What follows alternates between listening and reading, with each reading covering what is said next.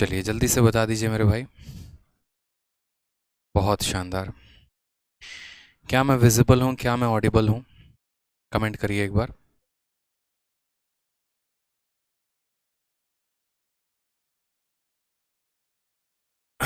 चलिए बहुत शानदार।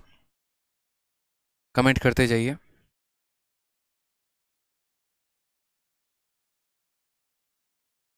सर नीचे देखिए एक बार, नीचे नीचे नीचे, हाँ इसमें न्यू टैब में खोल दीजिए। डुप्लीकेट।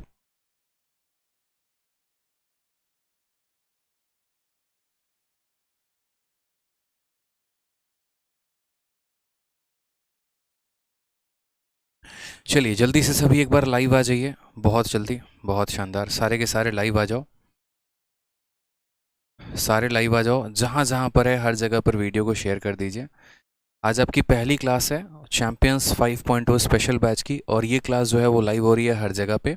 यूट्यूब पर भी आज ये क्लास पहली डेमो के तौर पर है और एप्लीकेशन पर भी है। तो ये क्लास फ्री है, जो सभी स्टूडेंट देख सकते हैं। और इस क्लास में मैं आपको काफ़ी कुछ बताने वाला हूँ। सबसे पहले तो जो आप लोगों का सबसे बड़ा क्वेश्चन होगा, how to score 50 out of 50 and 200 out of 200 in math. ठीक है, कि मैथ सब्जेक्ट में पर्टिकुलरली हम प्री में 50 में 50 और जो सीजल का मेंस होता है उसमें 200/200 हम कैसे लेकर आ सकते हैं। अभी अगर हाल फिलहाल की हम बात करें तो देखिए, अभी सीपीओ का रिजल्ट आया है और इसके साथ साथ एनटीपीसी का भी आंसर किया है। और इस आंसर की में हम देखें तो काफ़ी ऐसे स्टूडेंट हैं मेरे जिसमें काफ़ी अच्छा उन्होंने स्कोर किया हुआ है अलग अलग पेपर्स में। ठीक है, एनटीपीसी में हाईएस्ट स्कोर 97 भी है, 90 भी है जो स्टूडेंट है हमारे उनका। इसके अलावा अगर हम बात करें तो सीपीओ में भी ऑल इंडिया रैंक लेकर आने वाले काफ़ी स्टूडेंट हैं। सीजीएल और बाकी अदर एग्जाम्स में काफ़ी न्यूमरस सिलेक्शंस हैं। तो ये हुआ कैसे, अगर हम बात करें यहाँ पर, तो ये बच्चे कैसे इतने मार्क्स लेकर आ गए। ठीक है, तो ये सभी बातों को हम एक बार जानेंगे कि कैसे इनके इतने सिलेक्शंस हुए, क्या हुआ। बहुत शानदार। सारा सेट कर दो। ठीक है, चलिए एक बार बताते रहिएगा ऑडियो वीडियो क्लियर है कि नहीं, कमेंट के साइज को।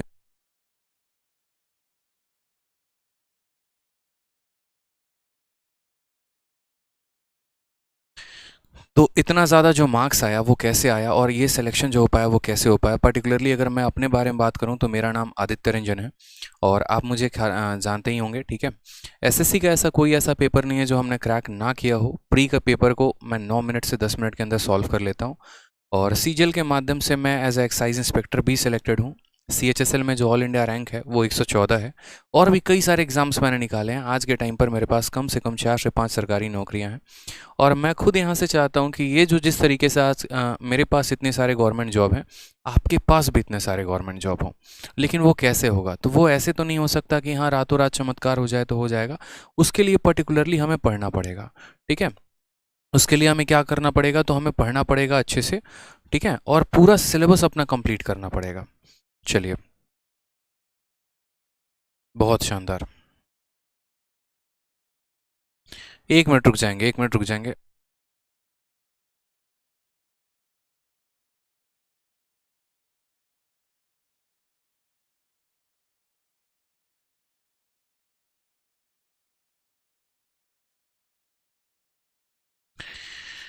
थोड़ा सा टेक्निकल इशू है, थोड़ा सा सब्र करते हैं। ठीक है।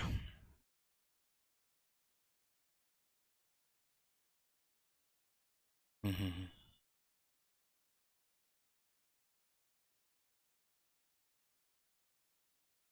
अनुराग।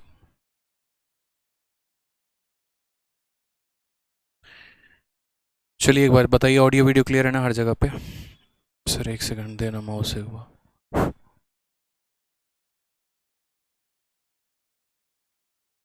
नहीं, छोड़ दिया।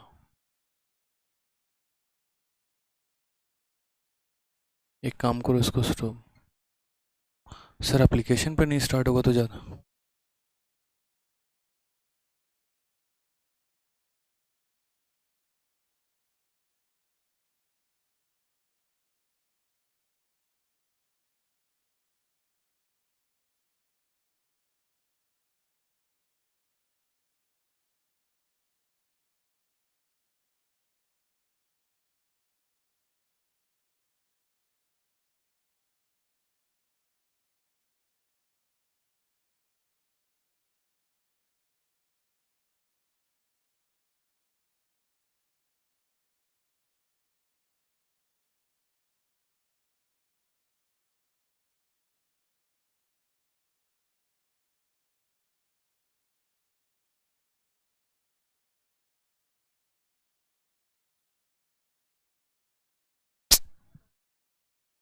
सॉरी, ऑडियो नहीं था, ठीक है। अब दोबारा से मैं कंटिन्यू करता हूँ। यहाँ पर जो आपके सामने लिखा हुआ है, क्या लिखा हुआ है कि how to score 50 out of 50 in maths and 200 out of 200 in maths. मतलब प्री में आप 50 में 50 कैसे लेकर आ सकते हैं और मेंस में आप 200 में 200 कैसे लेकर आ सकते हैं, ठीक है। तो यहाँ पर कुछ पॉइंट्स मैंने लिखे हुए हैं जो आपको काफ़ी ज़्यादा मदद करेंगे यहाँ पर अच्छा स्कोर करने के लिए, जिनमें सबसे पहला पॉइंट यहाँ पर यह है कि आपको कभी भी अगर कोई भी गवर्नमेंट एग्जाम निकालना है ना, तो उसके लिए सबसे पहले आपका सिलेबस का कंप्लीट होना बहुत ज़रूरी है। यानी आपका सिलेबस 100% कंप्लीट होना चाहिए।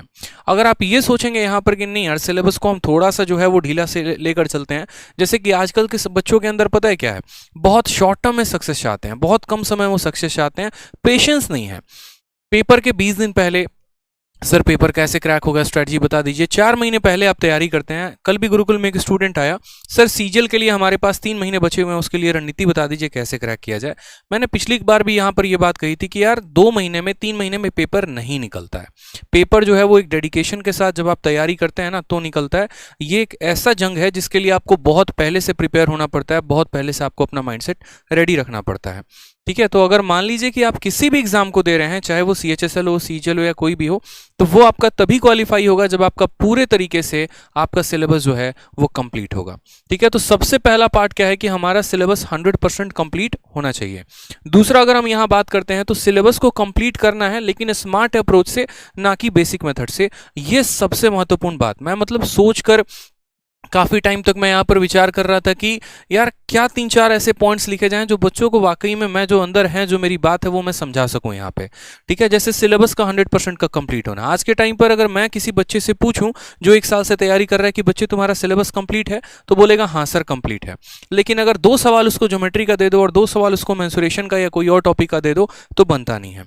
यही रीज़न होता है उनके डाउनफॉल का पेपर के में, ठीक है। तो ये डाउनफॉल को वो कैसे रोक सकते हैं यहाँ पर, ठीक है। तो सिलेबस को जब आप कंप्लीट करते हैं ना तो पूरी ईमानदारी से किया करिए। एक एक क्वेश्चंस को, एक एक चैप्टर को प्रॉपर तरीके से लगाया करिए। जब आप अपने नोट्स को बनाते हैं तो हर एक छोटी छोटी बात का ध्यान रखा करिए, ठीक। अब जब सिलेबस आपने कंप्लीट किया है तो ये भी बहुत मैटर रखता है कि सिलेबस को कंप्लीट करना है तो कैसे करना है।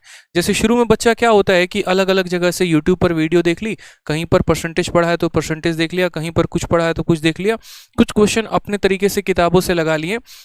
आप जानते हैं तो सिर्फ वही बेसिक मेथड जान पाते हैं।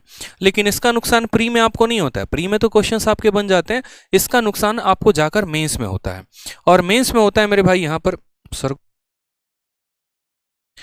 तो मेंस में होता है, तो यहाँ पर मेंस में नुकसान कैसे हो जाता है, आपको स्मार्ट अप्रोच नहीं आ पाते हैं उन सवालों का। अब स्मार्ट अप्रोच नहीं आ पाते हैं तो आप कैसे करते हैं फिर। अब स्मार्ट अप्रोच अगर आपको नहीं पता है तो उन्हीं सवालों में आप उलझे से रह जाते हैं, समय आपको ज़्यादा लग जाता है, आप बना नहीं पाते हैं, फिर उस केस में आपके नंबर ऑफ अटेम्प्ट कम रह जाते हैं। तो आपको ऐसा नहीं करना है, ठीक है। आपको पर्टिकुलर तरीके से एक प्रॉपर वे में शुरू से ही जब आप सिलेबस को कंप्लीट करते हैं ना तो आप स्मार्ट अप्रोच में सीखा करिए, बहुत फायदा होगा।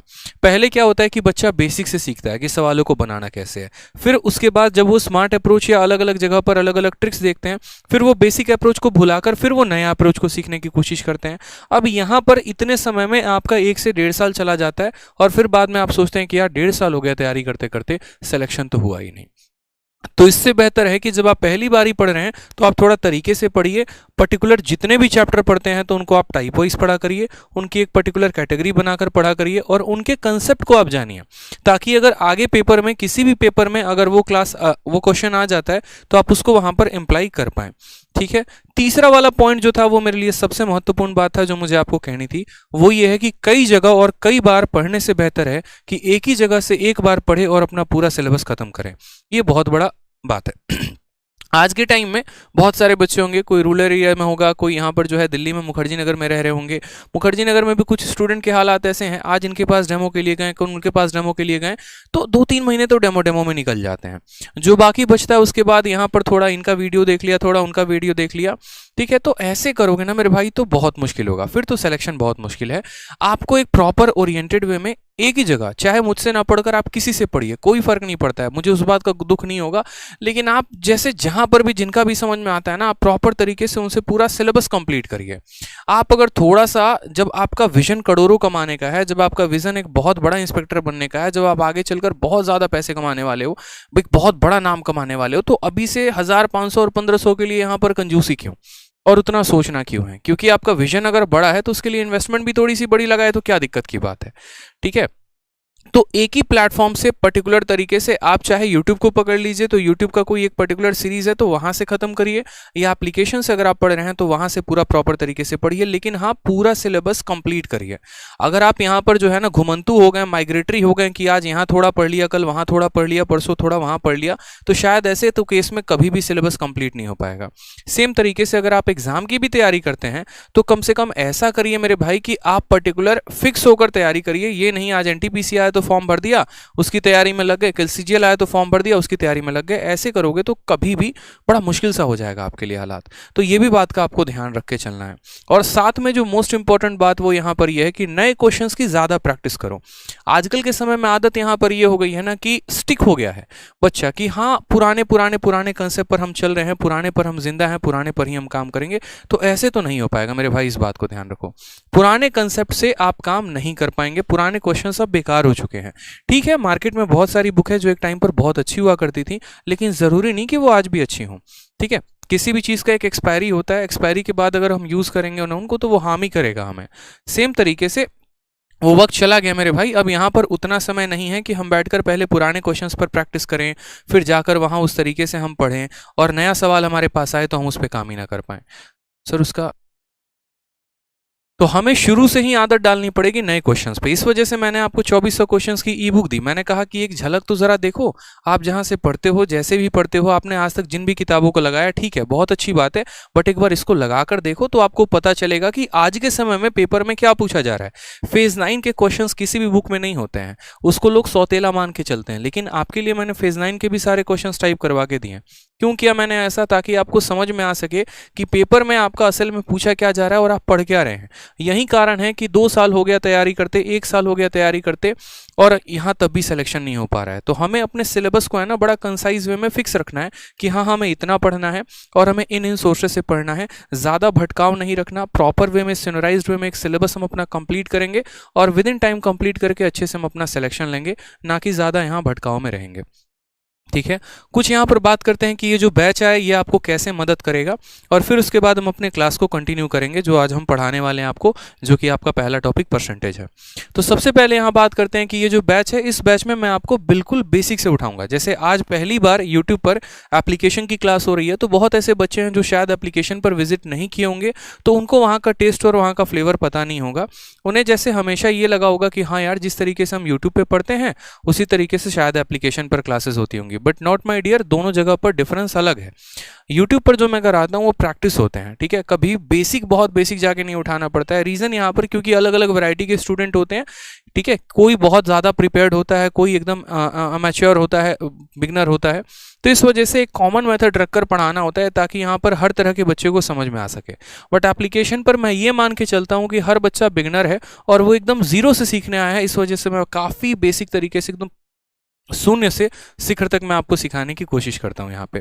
ठीक है, साथ में यहाँ पर जितने भी क्वेश्चंस होंगे मैं आपको कम से कम 2 मेथड बताऊंगा। एक तो जो आपका बेसिक हो गया ताकि आप थोड़ा सा उसके कंसेप्ट को लेकर समझ सको, और दूसरा उसके स्मार्ट अप्रोच। ठीक है, और आपको स्मार्ट अप्रोच ही सीखना है पेपर को क्रैक करने के लिए। बड़े बड़े क्वेश्चंस को आप देखोगे कि मैं कैसे विद इन सेकंड सॉल्व करूंगा, क्योंकि जो बच्चे ऑलरेडी मेरे से अलग अलग बैच में पढ़ रहे हैं वो अभी तुरंत कमेंट बॉक्स में बता देंगे। अभी मेरा एक बैच है चैंपियंस 4.0, उसमें कंपाउंड इंटरेस्ट चल रहा है, और मेरा दावा है कि पूरे भारत में ऐसा कंपाउंड इंटरेस्ट किसी ने नहीं पढ़ाया होगा जो मैंने पढ़ा दिया है।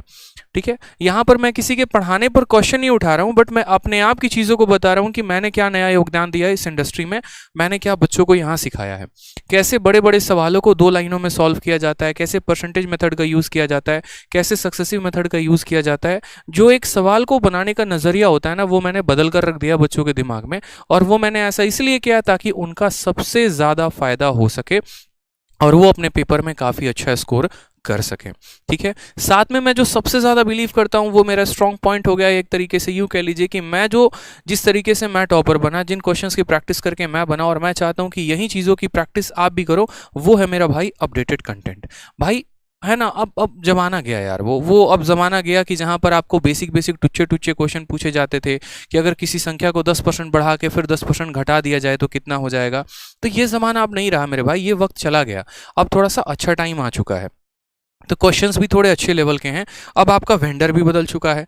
ठीक, और आपका जो वेंडर है वो टीसीएस है, यानी टाटा कंसल्टेंसी सर्विस। और इस वेंडर ने काफ़ी खतरनाक खतरनाक क्वेश्चन जो है वो पूछने शुरू कर दिए हैं, चाहे आप बात कर लो परसेंटेज में या बात कर लो एडवांस में।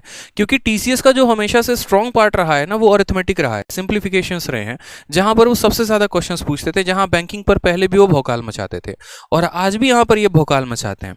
अब इसमें अगर स्मार्ट अप्रोच नहीं आता है तो ज़्यादा जोर दिया जाता है कि कैलकुलेशन सीखो, कैलकुलेशन सीखो, बट ऐसा नहीं है। अगर हमारे पास अप्रोच सही है तो शायद उस अप्रोच के माध्यम से हम अपने कैलकुलेशंस को काफ़ी कम कर सकते हैं। तो वो अप्रोच भी हमें सीखना बहुत ज़्यादा ज़रूरी है आज के टाइम पे। और प्रैक्टिस अगर करनी है तो अपडेटेड क्वेश्चंस पर करिए। मैंने कहा ना, आज गुरुकुल में ऐसे ऐसे बच्चे आ रहे हैं, ठीक है, जो ऑलरेडी 1.5 साल 2 साल से पढ़ाई कर रहे हैं। बैच में भी ऐसे ऐसे बच्चे हैं जो 1.5 साल 2 साल से पढ़ाई कर रहे हैं, लेकिन जब मैंने उनको अपने 2400 वाली क्वेश्चंस की बुक मैंने दी और मैंने कहा कि चलो ये नया क्वेश्चन है, लगातार तुम बना के दिखाओ, तो कल एक बच्चे ने 3 घंटे में मात्र 15 सवाल किए। मैं इस बात को देख के शौक रह गया कि 1.5 साल के कोचिंग लेके आने के बाद में यहाँ पर उस लड़के ने 3 घंटे में 15 क्वेश्चन किए। पर्टिकुलर एक क्वेश्चन नंबर 7 परसेंटेज का है ई बुक का, उसमें उसने आधे घंटे लगा दिए। तो ये माहौल अभी हो रखा है कि नए क्वेश्चंस पर प्रैक्टिस ही नहीं है। जो पहले के क्वेश्चंस पर जादू होता था, जो चीजें पहले चल रही होती थी, बस उसी पर आता है, नया पर कुछ भी नहीं आता। अब ये कैसे काम होगा ये बताइए? पेपर तो जब आप देने जाएंगे तो नया क्वेश्चन ही पूछा जाएगा ना, पुरानों से तो कुछ वास्ता ही नहीं है। तो हमें जो सीखना है वो सबसे ज्यादा अपडेटेड कंटेंट पर सीखना है, और इस बैच में जो भी क्वेश्चन आपको मिलेगा वो पूरा का पूरा अपडेटेड होगा। ठीक, नेक्स्ट हम बात करते हैं यहाँ पर जो क्वेश्चंस के शीट में आपको दूंगा वो टाइप वाइज और लेवल वाइज होंगे। अब ये टाइप वाइज लेवल वाइज आप कभी बार सुन चुके हैं, लेकिन आज मैं आपको लाइव दिखाता हूँ कि असल में ये टाइप वाइज और लेवल वाइज का मतलब क्या होता है। ठीक है, जैसे आज मैं आपके लिए जो शीट आपको मिलने वाली है सबसे पहले, और ये फ्री फॉर ऑल होगी, सभी के लिए जो है वो फ्री है। ठीक है, फ्री शीट फॉर ऑल। ये जो शीट आपको मिलेगी यही आपको मिलेगी परसेंटेज की पूरी प्रैक्टिस शीट। अब ये प्रैक्टिस शीट में आप देखोगे ना, तो जैसे ये परसेंटेज की प्रैक्टिस शीट है, इसकी काफ़ी विशेषताएं हैं जो ऑलरेडी यहाँ पर लिख रखी है कि ये अपडेटेड है, टाइप वाइज है, लेवल वाइज है, बाइलिंगुअल है। ठीक है, इस तरीके की कुछ आपको शीट्स मिलेंगे। इस शीट में पर्टिकुलरली हर कैटेगरी का मैंने यहाँ मेंशन कर रखा है, और जिस तरीके से ये परसेंटेज की शीट है उसी तरीके से पूरे कोर्स में आपको हर चैप्टर का शीट मिलेगा, और हर चैप्टर में मिनिमम अगर मैं आपको बताऊं तो 150 सवाल होंगे। ठीक है, इसमें जैसे आप सवालों को देखना शुरू करोगे तो सारे किस साल का ये क्वेश्चन है वो पूरा मेंशन्ड है, और इनको हमने टाइप वाइज बना रखा है। ऐसे नहीं कि कभी उठाया प्रीवियस ईयर छाप दिया, पढ़ाना शुरू कर दिया, वो बच्चे की जिम्मेदारी है, वो जाने, मेरा तो कोई प्रॉब्लम ही नहीं बनता, मैं क्यों जानूं यहाँ पर। ठीक है, मेरा काम बस पढ़ाना है, मैं पढ़ा के चला जाऊंगा, ऐसे नहीं भाई। मेरा पूरा कोशिश यहाँ पर ये रहता है कि मैं पूरा उस सवाल का 100% निचोड़ आपके दिमाग में फिट करके जाऊं, और मैं आपको समझाऊं कि असल में यहाँ पर है क्या, पूछा कैसे, और कल के दिन अगर इसके आसपास का कोई भी सवाल आता है तो आप उसको कैसे टैकल करोगे। जो भी शीट्स होती हैं वो एरर फ्री होती हैं, टाइप वाइज होती हैं। अब यहाँ पर जैसे मानो कि एक टाइप अभी चल रहा है, फिर दूसरा टाइप इसके अंदर क्या आ जाएगा, ए बी रूल। अब ये ए बी रूल को मैं आपको क्लास में बताऊंगा कि ए बी रूल होता क्या है, फिर उसके आधार पर जितने भी प्रीवियस ईयर में क्वेश्चन पूछे गए आप उनको बना पाओगे। तो काम ऐसे होता है कि जैसे मानो मैं बैठा, मैंने यहाँ पर प्रीवियस ईयर के कम से कम 5000 6000 सवाल देखें, पर्टिकुलर उसमें किसी एक चैप्टर का 1500 से 2000 क्वेश्चन होता है, और फिर उन 1500 2000 क्वेश्चंस को देखने के बाद डिसाइड यहाँ पर ये होता है कि हाँ परसेंटेज की शीट ऐसे बनानी है। ठीक है, अब जैसे मानिए ए बी रूल है, तो ए बी रूल में सबसे पहला क्वेश्चन आपको एमटीएस को देखने का मिलेगा, दूसरा क्वेश्चन सीएचएसएल का होगा, तीसरा क्वेश्चन सीजीएल का होगा, चौथा मेंस का होगा, पांचवा फेज 9 और एनटीपीसी का होगा। रीजन, ताकि इससे सारे के सारे एग्जाम्स के भी क्वेश्चंस कवर हो सकें, सारे टाइप भी कवर हो सके और सारे लेवल भी कवर हो सकें। जब आप इलेक्शन के क्वेश्चंस लगा रहे होंगे तो पर्टिकुलरली आप इलेक्शंस के ही क्वेश्चंस लगाएंगे, आप यहाँ पर बीच में कोई और क्वेश्चन आपको यहाँ पर परेशान करने नहीं आएगा। और इलेक्शंस के भी क्वेश्चंस को लगाएंगे ना तो बिल्कुल जीरो से स्टार्ट करेंगे और हीरो लेवल तक हम लेकर चलेंगे। इससे क्या होगा कि हम एक चैप्टर को 10 बार ना पढ़कर एक ही बार पढ़ेंगे, लेकिन क्लैरिटी ऐसी मिलेगी कि उसके बाद अगर हमें कोई भी नया क्वेश्चन कोई भी दे दे तो हम उसको बना पाएंगे। ठीक है, तो ये दूसरा पॉइंट था। नेक्स्ट अगर बात करते हैं यहाँ पर, तो सारे के सारे हम आपको पूरा का पूरा कोर्स पैटर्न बता दें तो आपके कोर्स में मैं आपको पूरा का पूरा अरिथमेटिक, एडवांस, डीआई, ये 3 पार्ट मेजर हैं जो मैं आपको कराऊंगा, और जो कैलकुलेशंस हैं वो आपको वीडियोस के अंदर ही बताएंगे तो ज़्यादा फायदा होगा, ताकि हम आपको वो इम्प्लाई करके दिखा सकें। जैसे 11 का मल्टीप्लिकेशन आया, किसी संख्या का स्क्वायर निकालना है, क्यूब निकालना है, क्यूब रूट निकालना है, तो जब जहां पर जरूरत पड़ेगी वहीं पर बताएंगे, अलग से वीडियो बनाकर उसका नहीं बताएंगे। रीजन यहाँ पर क्योंकि फिर वो चीज़ें आप अलग से देख तो लेते हो बट आप उसको प्रैक्टिस नहीं कर पाते। ठीक है, तो जहां पर जरूरत होगी वहां हम प्रैक्टिस करें तो ज़्यादा अच्छा है। शीट के बारे में मैंने आपको बता ही दिया कि कैसे वो लेवल वाइज भी हैं, टाइप वाइज भी हैं, और नोट्स के बारे में मैंने आपको बता ही दिया है। ये सभी चीज़ें आपको आपके एप्लीकेशंस पर मिलेगी, और इसकी जो फीस है वो 899 है, 899 रुपये में 2 साल की वैलिडिटी के साथ कंप्लीट मैथ का आपको कोर्स मिलने वाला है। ठीक है, इससे ज़्यादा कुछ और बड़ी बातें हैं नहीं मेरे पास यहाँ पर। जो बातें मैं कराऊंगा मैं उतना ही कमिटमेंट आपसे कर सकता हूँ। ठीक, ये हो जाएगा, वो हो जाएगा, ऐसा हो जाएगा, ऐसा कुछ भी नहीं होगा। ठीक है, वही हो पाएगा जब आप मेहनत करोगे तो आप रैंक भी लेकर आ सकते हो, और आप मेहनत नहीं करोगे तो शायद मैं कितना भी अच्छा क्यों ना पढ़ा लूँ, आप स्कोर नहीं कर पाओगे। क्योंकि यार एक टीचर से तो पूरा का पूरा भारत पढ़ता है ना यार। मेरे से तो पढ़ने वाले ऐसे स्टूडेंट हैं जो कश्मीर से लेकर कन्याकुमारी तक पढ़ते हैं, लेकिन सिलेक्शन उसमें कितनों का होता है, उन्हीं का जो डेडिकेटेड होते हैं। मेरे से पढ़ने वाला वो भी स्टूडेंट है जो ऑल इंडिया रैंक 2019 में लेकर आया है जीएसओ की कैटेगरी में, और नॉर्मल रैंक उसका ऑल इंडिया 14 है, जो मेरा रिकॉर्डेड बैच का है। मेरे का पढ़ने वाला वो भी स्टूडेंट है जो राइट नाउ अभी मेंस का पेपर दे रहा है, और डेली वो मुझे स्कोर भेजता है, तो उसके 200 में 200 मार्क्स आते हैं। पढ़ने वाले वो भी स्टूडेंट है जिनके एनटीपीसी में 97 आए हैं। पढ़ने वाले वो भी स्टूडेंट है जिनका सीपीएम ऑल इंडिया रैंक आया है। और पढ़ने वाले वो भी स्टूडेंट है जो पिछले 1 साल से पढ़ रहे हैं, लेकिन 20 नंबर से मैथ में ज़्यादा नहीं लेकर आ पा रहे हैं। तो दोनों साइड होते हैं, लेकिन वो दोनों साइड में जो ब्राइटर साइड होता है वो कब पॉसिबल होता है, जब मेरी मेहनत और आपकी मेहनत साथ ट्रैक पर चल जाए। ठीक है, तो ज़्यादा फायदा होता है। पता चले एक तरफ मैं ही खींचे जा रहा हूँ, आप क्लास में रेगुलर ही नहीं है, आप लाइव आ ही नहीं रहे, आप टाइम पर आ ही नहीं रहे, तो भाई मैं कितनी भी कोशिश कर लूँ ना, आप नहीं सीख पाएंगे। तो यहाँ पर जो है ना, दोनों तरफ से मेहनत चाहिए। मैं तो करूँगा करूँगा, ये मेरी हाथ में है, बट वहाँ पर ऑन द अदर साइड आपसे भी चाहिए कि जब आपकी क्लास रेगुलर हो रही है, रोज टाइम पर हो रही है, तो आप भी लाइव रहें, मौजूद रहें, आप सीखें जो मैं कराना चाहता हूँ। तभी फायदा होगा, तब आपको दिखेगा कि आपका मैथ इंप्रूव हो रहा है। आज मेरे पास कम से कम मैं 30,000 से 40,000 बच्चों को एप्लीकेशन पे पढ़ा चुका हूँ। ठीक है, मेरे अलग अलग बैचेस का अगर हम टोटल सम निकाल दे तो कम से कम 40,000 प्लस एडमिशन्स मेरे हो चुके हैं।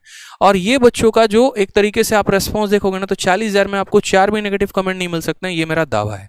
ये एक अपने आप में बहुत बड़ी बात है। कोई भी मार्केट में कोई भी चीज़ आती है ना, तो उसका पॉजिटिव फीडबैक भी होता है, नेगेटिव फीडबैक भी होता है, बट ये शायद ऊपर वाले की देन है कि नेगेटिव फीडबैक कभी नहीं आया।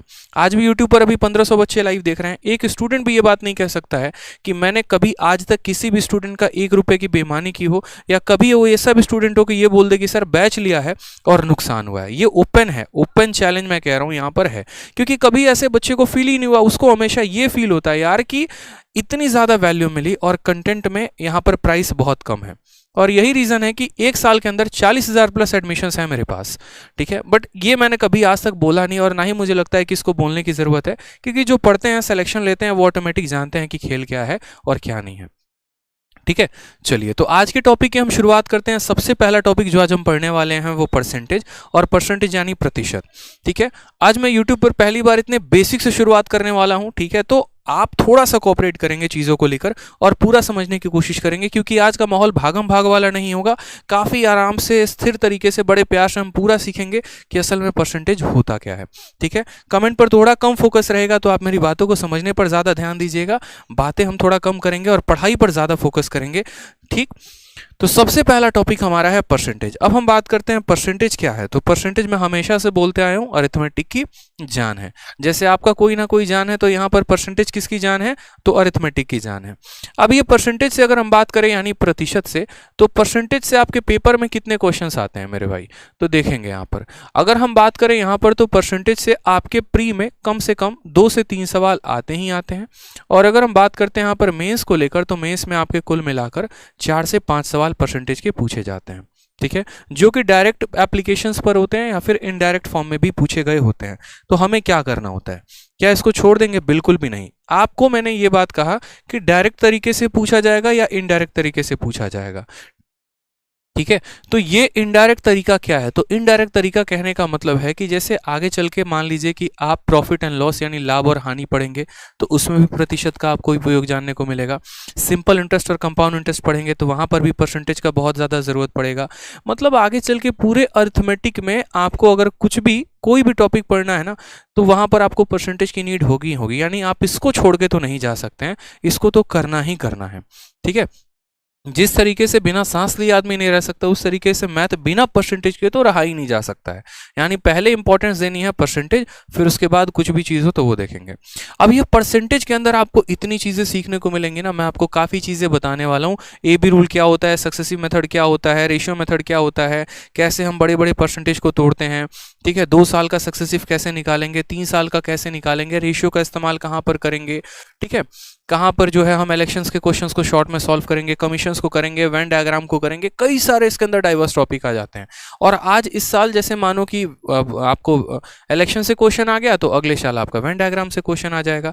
तो क्वेश्चंस में काफ़ी सारे कैटेगरीज हैं और ये पूरा का पूरा मिलेगा आपको। बहुत जल्द आपके एप्लीकेशन पर PDF अपलोड हो जाएगी कल में, तो आप एक बार देख लीजिएगा। 150 क्वेश्चन से ऊपर का शीट आपको मिलेगा और यहाँ के हर एक क्वेश्चंस को मैं आपको कराऊंगा। और जब आपकी क्लास खत्म हो जाएगी ना, पूरा ये चैप्टर खत्म हो जाएगा, तो उसके बाद इसकी एक डिजिटल क्लास नोट्स भी आपको मिल जाएगा। ठीक है, चलिए, बहुत शानदार, बहुत अच्छे, बहुत अच्छे। चलिए तो शुरू किया जाए सेशन को। आज सेशन को शुरू किया जाए। क्या करते रहते हो यार तुम लोग यार, कसम से, मतलब।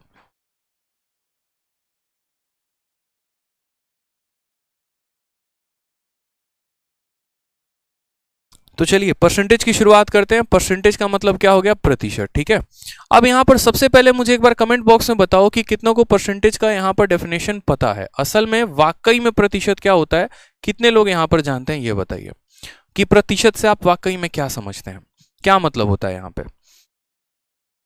ठीक है, परसेंटेज का रियल मीनिंग क्या होता है? तो आप बोलेंगे सर देखो, परसेंटेज अपने आप में ही अपने परिभाषा को परिभाषित करता है। प्रतिशत का मतलब, प्रतिशत का मतलब क्या होता है? प्रति 100 में किसी भी चीज का मान, यानी परसेंट में। सेंट का मतलब होता है 100। ठीक है, तो परसेंट में किसी भी संख्या का मान, यानी किसी भी संख्या को अगर 100 में बताना हो तो उसको हम क्या कहते हैं? प्रतिशत कहते हैं। किसी भी संख्या में अगर हमें 100 को बताना हो तो हम क्या कहते हैं? परसेंटेज कहते हैं। ठीक है, चलिए, बहुत शानदार। अब यहां पर देखते हैं, तो जैसे मान लीजिए कि परसेंटेज में सबसे पहले इंपॉर्टेंट क्या होता है। जैसे मान लीजिए मैंने A% लिखा, तो A% का मतलब क्या होता है? तो यहां पर हम A लिखेंगे और जब ये परसेंटेज हटता है ना, तो उसके नीचे कितना आ जाता है? 100 आता है, यानी यही होता है परसेंटेज की वैल्यू। ठीक है, कि अगर हम किसी भी संख्या को परसेंट में लिख रहे हैं तो परसेंट का साइन जब नीचे हटेगा तो कितना आ जाएगा? 100 आ जाएगा। ये हो जाता है हमारा परसेंट।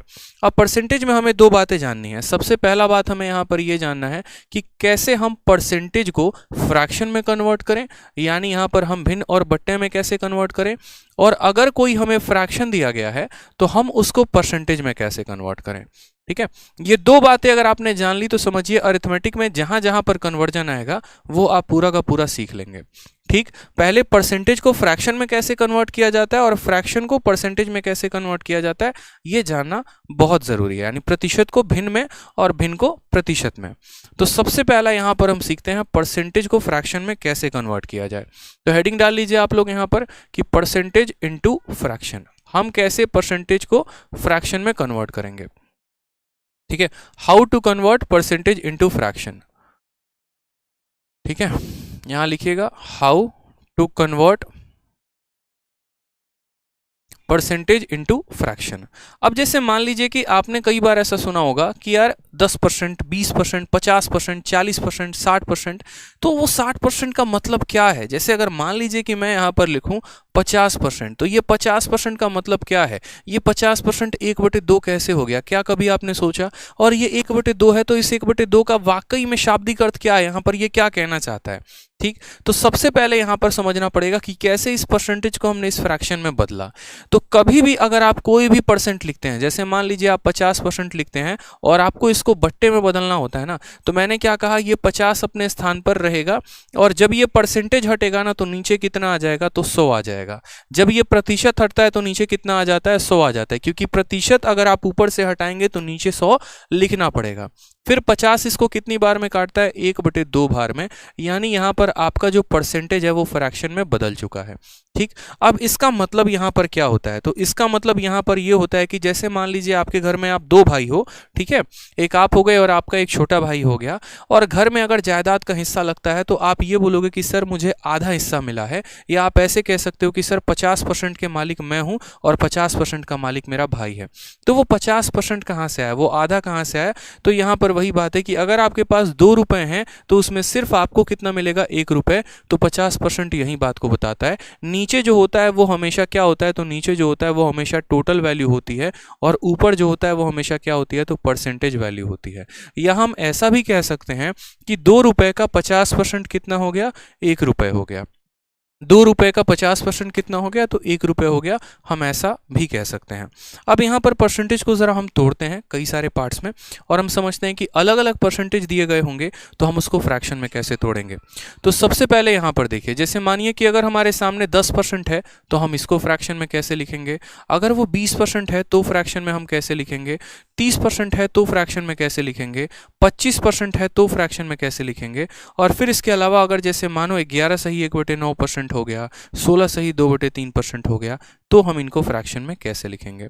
यानी अभी हम क्या पढ़ रहे हैं कि किसी भी प्रतिशत को फ्रैक्शन में कैसे कन्वर्ट किया जाए। तो हमने यहाँ पर कहा कि सर देखो परसेंटेज को फ्रैक्शन में बदलना है, तो परसेंटेज को फ्रैक्शन में बदलना है तो क्या करेंगे, यहाँ पर 10 है तो 10 लिख दिया, और परसेंटेज का साइन हटते ही नीचे कितना आ जाता है, 100 आ जाता है। 0 से हमारा 0 खत्म, कितना हो जाएगा, 1/10 हो जाएगा। 20% का मतलब क्या होता है कि यहाँ पर हमने 20 लिखा है और परसेंटेज को गायब करते ही नीचे कितना आ जाता है, 100 आ जाता है। यानी अगर हम इसको काटेंगे तो कितना आ जाएगा, 1/5। यानी हम क्या बोलेंगे कि सर 20% किसके बराबर है, 1/5 के। 20% किसके बराबर है, 1/5 के। 30% को अब मुझे फ्रैक्शन में लिखना है तो मैं क्या कहूँगा, 30 लिखूंगा, और परसेंटेज को हटाते ही नीचे कितना आ जाएगा, 100, 0 से 0 खत्म। यानी ये किसके बराबर हो जाएगा, तो 3/10 के। यानी 30% का मतलब कितना हो गया, 3/10 हो गया। फ्रैक्शन में कैसे लिखेंगे, तो 3/10। 25% को लिखना है तो हम क्या कहेंगे, सर ऊपर 25 लिख दीजिए और परसेंटेज को हटाएंगे तो नीचे कितना आ जाएगा, 100 आ जाएगा। यानी जब हम इसको काटेंगे तो 1/4 हो जाएगा। ऐसे परसेंटेज में तो दिक्कत बच्चों को नहीं आती है, लेकिन दिक्कत यहाँ पर आती है जब आपको यहाँ पर इन परसेंटेज को फ्रैक्शन में दे दिया जाए। यानी जब फ्रैक्शंस दिए गए होंगे तो हम इसको कैसे सॉल्व करेंगे।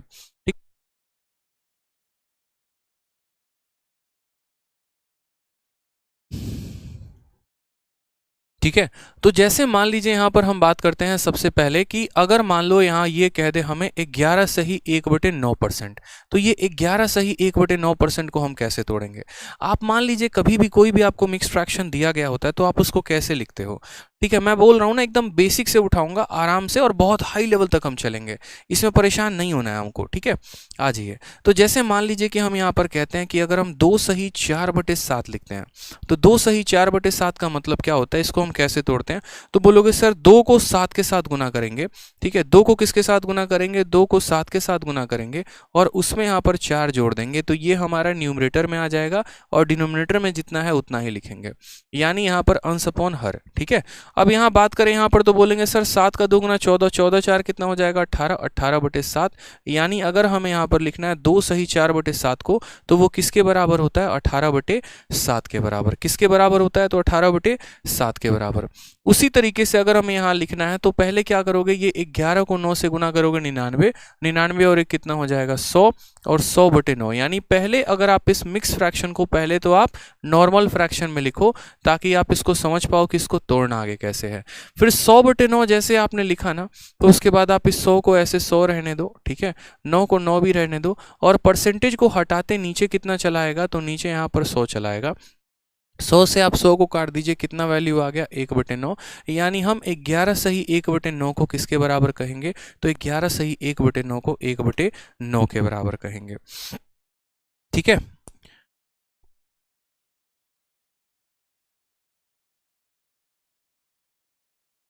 ठीक है। नेक्स्ट अगर बात करें यहाँ पर तो 12.5%। अब जैसे 12.5% को मुझे फ्रैक्शन में लिखना है तो मैं कैसे करूंगा यहाँ पे, तो 12 का 2 गुना 24, 24 और ये कितना हो जाएगा, 25। ठीक है, बट्टे में यहाँ पर कितना लिखेंगे, 2, और ये हमारा परसेंटेज आ जाएगा। फर्दर अगर हम बात करें यहाँ पर तो ये 25 को 25 रहने देंगे, 2 के जगह पर 2 लेकर आ जाएंगे, और परसेंटेज जैसे गायब होगा तो नीचे हमारा कितना आ जाएगा, 100 आ जाएगा। 25 से जब हम इसको काटेंगे तो बोलेंगे सर ये हमारा 1/8 के बराबर है। यानी आपने यहाँ पर सीखा कि कभी भी हम किसी भी परसेंटेज को फ्रैक्शन में बदलते हैं तो हम उसको क्या करते हैं, 100 से भाग कर देते हैं। कोई भी परसेंटेज को फ्रैक्शन में बदलना होता है तो उसको हम क्या करते हैं, 100 से भाग। तो नोट कर लीजिए अपने कॉपी में कि किसी भी प्रतिशत को बट्टे में बदलने के लिए हम उसको क्या करेंगे, तो 100 से भाग करेंगे। ठीक है, ये पहला पॉइंट हो गया। अब दूसरा पॉइंट यहाँ पर आप आराम से यहाँ नोट करिए। ठीक है, टू कन्वर्ट एनी परसेंटेज, ठीक है, यहाँ पर लिख लीजिए to convert any percentage into fraction we divide it by 100, we divide 8/100। जो मैं ये नोट्स बना रहा हूँ ना, ये नोट्स आपके चैप्टर के खत्म होने के बाद आपको अपने एप्लीकेशन पर मिल जाएगा। अब हम यहाँ दूसरा पॉइंट की शुरुआत करते हैं, और दूसरा पॉइंट क्या है कि हम किसी भी फ्रैक्शन को, किसी भी बट्टे को हम परसेंटेज में कैसे बदलें, फ्रैक्शन को यहाँ पर परसेंटेज में कैसे बदला जाए। कई सारे आपने फ्रैक्शंस देखे होंगे, ठीक है, और आपको समझ में नहीं आता होगा कि सर इसको कैसे तोड़ा जाए। जैसे मानो अगर हम 1/7 की बात करें, ये परसेंट में कितना होता है, 1/9 की बात करें कितना होता है, 1/11 की बात करें कितना होता है।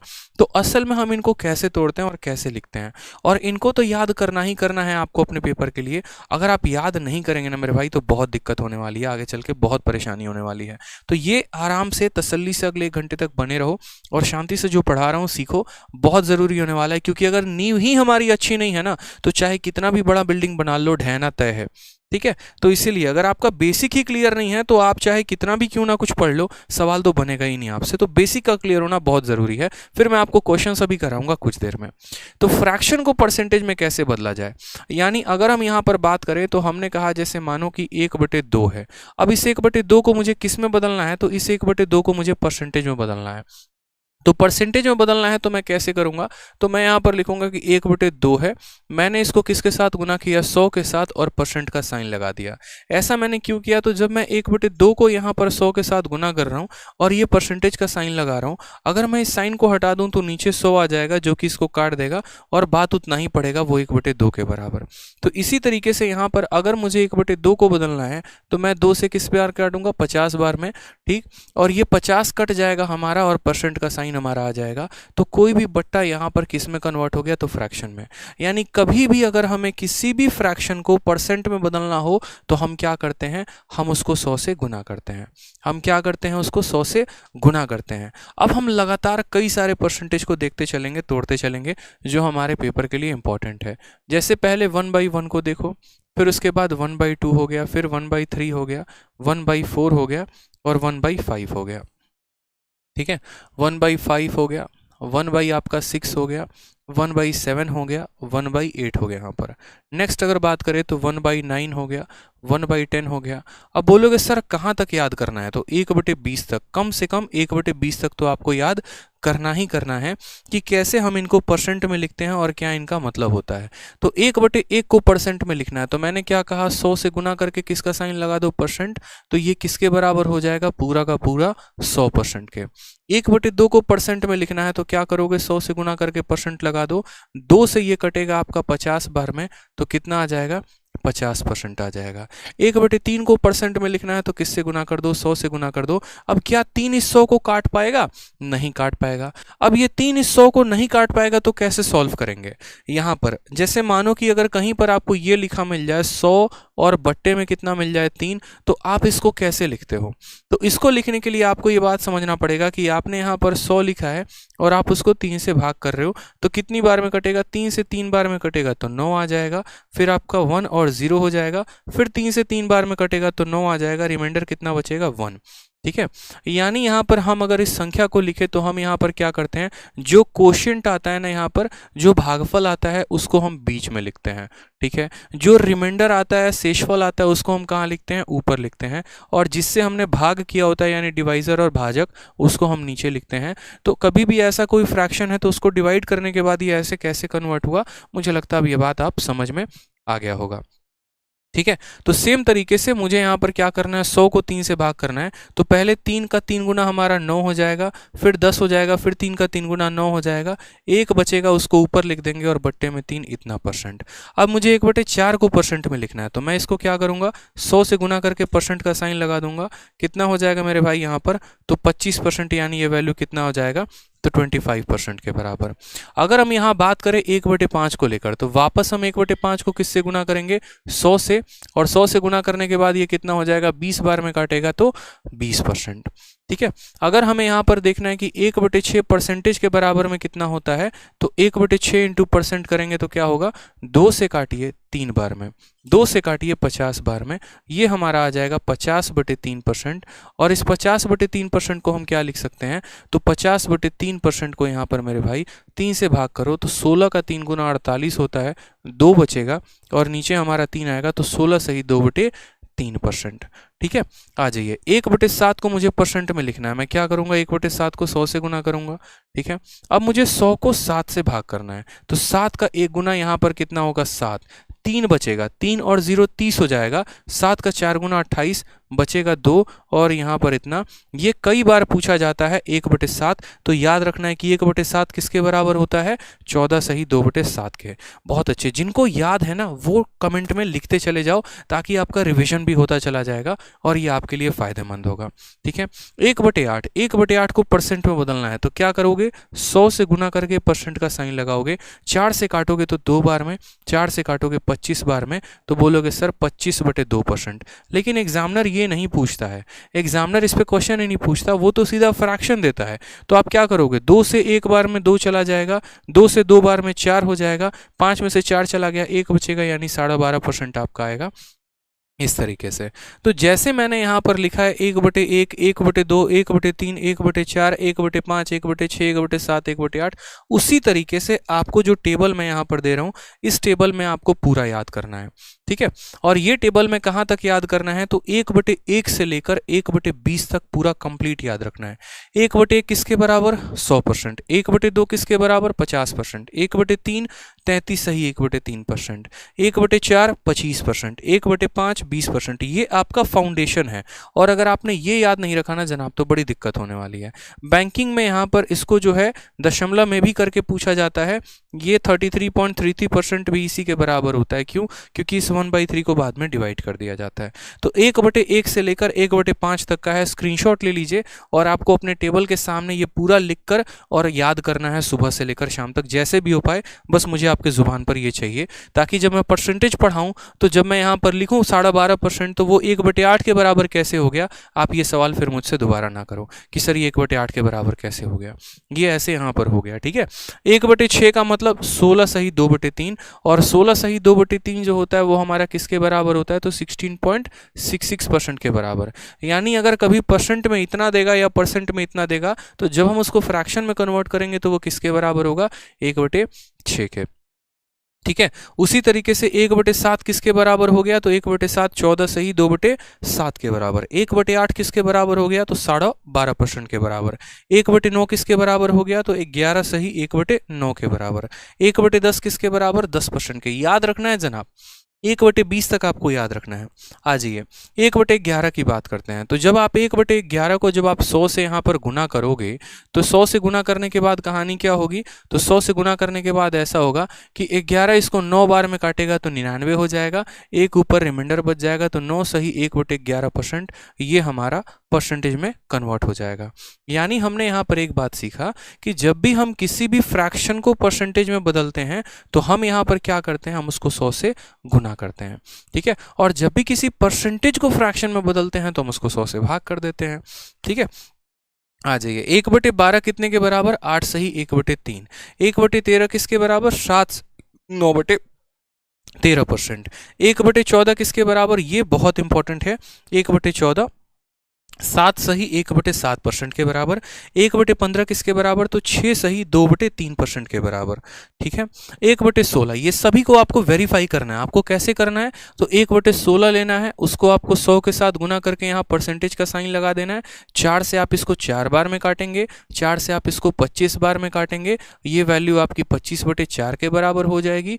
फिर फर्दर आप इसको काटोगे तो 4 से 6 बार में 24, एक बार में इतना, यानी 6 सही 1/4%, जो कि हमारा यहाँ कन्वर्ट हो चुका है। फर्दर अगर हम बात करें तो 1/17 हमारा इतने परसेंट, 1/18 5 सही 5/9%, 1/19 5 सही 5/19%, एकदम कमेंट में आंसर देते चलिएगा, और 1/20 5%। इसके अलावा और भी कई सारे यहाँ पर फ्रैक्शंस होते हैं जो आपके पेपर में पूछे जाते हैं, वो जब हम time to time question solve कर रहे होंगे ना, तो वहाँ पर हम देखेंगे। ठीक है, बीच में हम उनको इंटरफेयर नहीं करेंगे। तो पूरा का पूरा यहाँ टेबल मैंने लिख दिया है, 1/1 से लेकर 1/20 तक का पूरा टेबल आपके सामने है, और ये पूरा टेबल मुझे अगली क्लास तक आप लोगों के याद होना मांगता है। ठीक है, कि रैंडमली अगर मैं यहाँ पर कमेंट बॉक्स में पूछ दूं कि बताओ 1/13 कितना होता है, तो आप उसका आंसर तुरंत दे सको कि हाँ सर 1/13 कितना होता है। 1/12 अगर मैं आपसे पूछ दूं तो आप बता पाओ कि 1/12 8 सही 1/3 के बराबर होता है। ठीक है, तो ये आपको कन्वर्जन बड़ा एकदम तेजी में आना चाहिए। जैसे मैं हमेशा कहता हूँ कि गाड़ी में जब हम गियर बदलते हैं तो गियर बदलने के लिए हमें पूछना नहीं पड़ता अपने दिमाग से भाई बदले कि नहीं बदले, वो दिमाग ऑटोमेटिक एक्शन ले लेता है जिसको हम रिफ्लेक्स कहते हैं। उसी तरीके से आपका रिफ्लेक्स यहाँ इतना खतरनाक होना चाहिए कि आपका परसेंटेज से फ्रैक्शन और फ्रैक्शन से परसेंटेज बड़ा तेजी में आप स्विच कर पाओ, तो फायदा है आपको। ठीक है, चलिए आ जाइए नेक्स्ट। यहाँ पर हम बात करते हैं जो मैंने आपको प्रैक्टिस शीट दी है और जो आपको 1 से 2 दिन में मिलेगी। फिलहाल मैंने एक स्ट्रक्चर दिखाया है आपको, ठीक है, तो ऐसे ही ज़बरदस्त आपको एक प्रैक्टिस शीट मिलने वाली है और मैं थोड़ा उसमें अब और अपडेट कर दूंगा। जैसे इस बार का जो CHSL का पेपर हुआ है ना 2021 का, जिसकी आंसर की आई है, उसके भी क्वेश्चंस आपको इसके अंदर देखने को मिलेंगे। ये पिछले वाले बैच की शीट है और मैं हमेशा कहता हूं कि जब भी कोई नया बैच आता है तो उसकी शीट को मैं और अपडेट कर देता हूं ताकि नए वाले स्टूडेंट्स को फायदा हो सके। तो इस बार के जो CGL 2021 के क्वेश्चन हैं और CHSL के क्वेश्चन है वो भी इसके अंदर इंक्लूड कर देंगे ताकि आपको और ज़्यादा फायदा जो है वो मिल सके और ये थोड़ी सी और अपडेटेड शीट आपको मिल जाए। तो जो सबसे पहला क्वेश्चन है आपके शीट में देखेंगे, जब आपको शीट मिलेगी तो दिखेगा यहाँ पर। सबसे पहला क्वेश्चन से हम शुरुआत करते हैं और इस कैटेगरी का नाम है question based on percentage increase या डिक्रीज इन नंबर, यानी संख्याओं में प्रतिशत बढ़त या घटत। ठीक है, जब किसी संख्या को हम कुछ परसेंट बढ़ा दिए या किसी संख्या को हम कुछ परसेंट घटा दिए तो उसके में कितने परसेंट का चेंज आया, वो हम सभी सवालों को कैसे सॉल्व करेंगे तो वो देखते हैं। ठीक, जैसे सबसे पहला छोटा सा प्यारा सा सवाल से हम शुरुआत करते हैं, फिर धीरे धीरे ऑटोमेटिक हम हाई लेवल पे चलेंगे। सबसे पहला क्वेश्चन आपसे पूछा गया है 2/3 इज व्हाट परसेंट ऑफ 1/3। 2/3 1/3 का कितना परसेंट है? 2/3 1/3 का कितना परसेंट है, हमसे यहाँ पर ये पूछा गया है। बताइए। लव यू भाई, लव यू सभी को। ठीक है, बताइए, बहुत शानदार। आपसे यहाँ कहा गया है कि 2/3 1/3 का कितना परसेंट है। अब मेरे भाई यहाँ पर इस बात को समझना, कभी भी अगर हमें पता करना हो ना कि कौन किसका कितना परसेंट है तो उसको पता करने का एक तरीका होता है। जैसे मैं अगर आपसे यहाँ पर एक बात पूछूं कि जो 5 है वो 7 का कितना परसेंट है, 5 जो है यहाँ पर वो 7 का कितना परसेंट है, मानो मैं यहाँ पूछना चाहता हूँ, तो इसको मैं कैसे सॉल्व करूँगा? तो मैं देखो, जिसके बारे में बात की जा रही है वो ऊपर होता है, जिससे तुलना की जा रही है वो नीचे होता है, और लिखने के बाद क्या करके 100 का गुना करके साइन लगा देते हैं तो आंसर हमारा आ जाता है 500/7%। समझ में आ रहा है बात यहाँ पे? उसी तरीके से यहाँ पर किसके बारे में बात कही गई है तो 2/3 के बारे में, कि 2/3 जो है वो 1/3 का कितना परसेंट है, यानी 1/3 का कितना प्रतिशत 2/3 है। बात किसके बारे में कही गई है? 2/3 के बारे में। तो हम ऊपर किसको रखेंगे? तो हम यहाँ ऊपर 2/3 को रखने वाले हैं। ठीक है, उसके बाद हम इसकी तुलना किससे कर रहे हैं? तो इसकी तुलना हम 1/3 से कर रहे हैं, तो 1/3 को हम कहाँ रखेंगे? तो 1/3 को यहाँ हम नीचे रखेंगे। और परसेंटेज में कन्वर्ट करना है ना, तो हाँ जी, तो परसेंटेज में कन्वर्ट करने के लिए 100 से गुना करके क्या लगा देंगे? प्रतिशत का साइन लगा देंगे मेरे भाई। ठीक है, क्या करेंगे? प्रतिशत का साइन लगा देंगे। अब यहाँ कुछ इस प्रकार का स्ट्रक्चर शायद आपने पहली बार देखा हो। ठीक है, तो पहली बार देखा हो तो इसको कैसे तोड़ा जाता है, इसका भी एक जादू होता है, एक तरीका होता है। जब भी कोई फ्रैक्शन आपका इस फॉर्मेट में आ जाए, और फॉर्मेट क्या हो कि a/b को भाग किया गया है c/d के साथ, यानी एक फ्रैक्शन को एक फ्रैक्शन के साथ भाग किया गया है, तो इसको तोड़ के कैसे लिखते हैं? इसको तोड़ने का एक तरीका होता है, बता रहा हूं, पहली क्लास है, नोट कर लेना, फिर मत पूछना सर, बार बार पूछोगे फिर दिक्कत हो जाएगा। इसमें क्या होता है, सबसे पहली वाली संख्या को सबसे आखिरी वाले के साथ गुना किया जाता है, यानी a को किसके साथ गुना कर दो? तो d के साथ गुना कर दो और उनको ऊपर लिख दो, और जो ये दोनों नालायक बच गए ना, इनको यहाँ बीच में गुना करके नीचे लिख दो। समझ में आ रहा है? सबसे पहला वाला सबसे आखिरी वाले के साथ गुना होता है और वो ऊपर रहता है, और ये दोनों नालायक जो है ये बीच में गुना हो जाके नीचे रह जाते हैं। ठीक है, तो सेम तरीके से यहाँ पर आप यहाँ बोलोगे कि सर देखो, दो तरीके हैं, या तो आप ऐसे कह लो कि इसका डिनोमिनेटर इसका डिनोमिनेटर को काट लेगा, 2 × 100 200% आ जाएगा, या फिर आप इसको ऐसे समझ लो कि सबसे ऊपर वाला सबसे नीचे वाले को गुना करेगा, यानी 2 × हमारा 3 ऊपर आएगा। ठीक है, तो ये हमारा इसके साथ गुना हो गया, जो ऊपर आ गया, जो बच गए वो नीचे आ गए, यानी 1 × 3 आ गए, और इंटू हमारा 100%। ठीक है, यहाँ के लिए तो हम काट देते, लेकिन मानो कुछ ऐसा फ्रैक्शन हो जाता नहीं कटता तो क्या करते, तो पूरा सीखना है बेसिक से एकदम, कोई दिक्कत की बात नहीं है। 2 × 100 कितना हो जाएगा, 200% हो जाएगा। तो यहाँ पर हमारा आंसर कितना आएगा, ऑप्शन नंबर डी जो है वो हमारा करेक्ट आंसर होगा। डी फॉर दिल जले इज द करेक्ट आंसर। अब यहाँ पर इस सवाल का शॉर्ट में आप आंसर दे सकते थे, और शॉर्ट में मात्र एक लाइन में भी आंसर इसका दे सकते थे अगर आपका थोड़ा सा कंसेप्ट क्लियर होता तो, अगर आप इतना भी बेसिक में ना घुसते तो। ठीक है, यहाँ पर सवाल में देखो तो 2/3 के बारे में चर्चा है, और किसके साथ तुलना की गई है, 1/3 के साथ। क्या आप ऐसा नहीं कह सकते थे कि ये वाली संख्या जो है इसका दोगुना है, बताओ इसी का ये दोगुना है कि नहीं है, बताओ, ऐसा भी तो कह सकते थे ना। तो बोलते हैं हाँ सर ऐसा भी तो हो सकता है यहाँ पर कि ये संख्या जो है इसी का दोगुना है। ठीक है, अब जब भी कोई संख्या किसी की दोगुना होती है तो क्या होता है, कोई भी संख्या अपने आप में 100% होती है। जैसे मैं अपने आप में 100% हूँ, कोई एक व्यक्ति आ गया जो मेरा 2 गुना है यानी वो 200% हो गया, कोई ऐसा व्यक्ति आ गया जो मेरा 3 गुना है तो वो 300% हो गया, कोई ऐसा आ गया जो मेरा 4 गुना है तो वो 400% हो गया। तो यहाँ बात 2/3 के बारे में कही गई है जो इसका 2 गुना है, यानी अगर ये संख्या अपने आप में 100% है तो इसका 2 गुना कितना परसेंट होगा, 200%। तो बिना सॉल्व किए आप ऐसे भी टिक कर सकते थे। जैसा कि मैंने आपको शुरू में ही कहा था कि किसी भी सवाल को सॉल्व करने के मैं 2 तरीके बताऊंगा।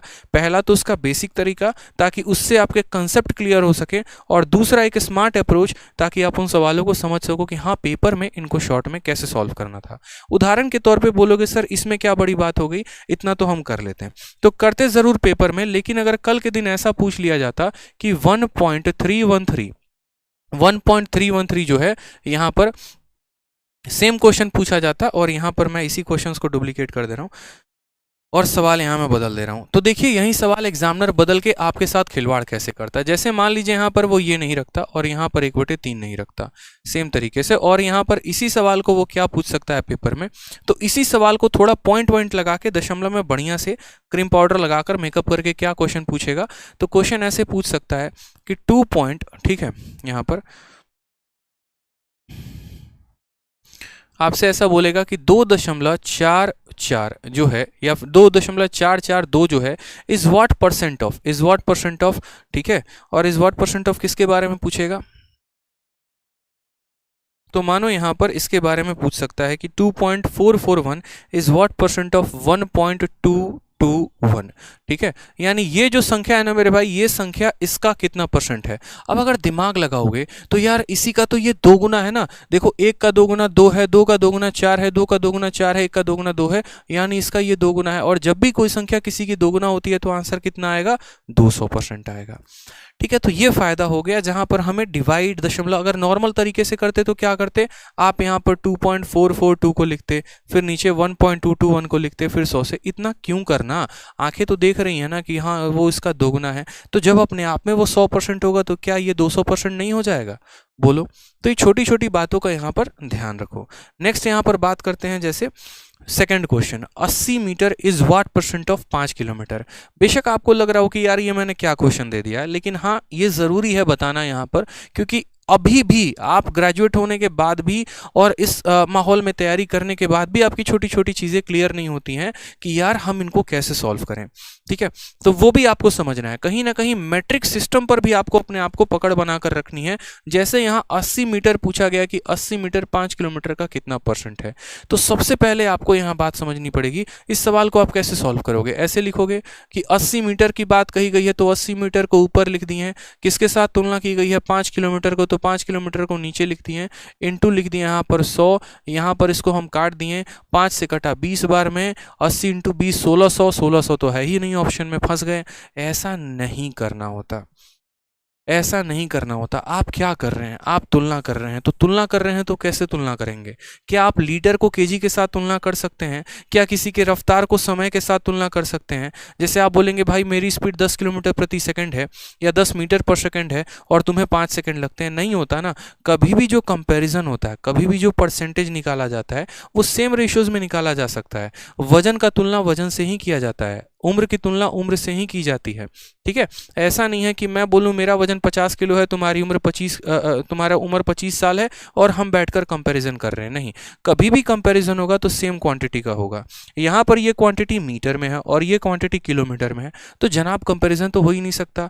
या तो हमें इसको भी किलोमीटर में बदलना पड़ेगा और नहीं तो हमें इसको भी मीटर में बदलना पड़ेगा, तभी हम कंपैरिजन कर पाएंगे, नहीं तो नहीं कर पाएंगे।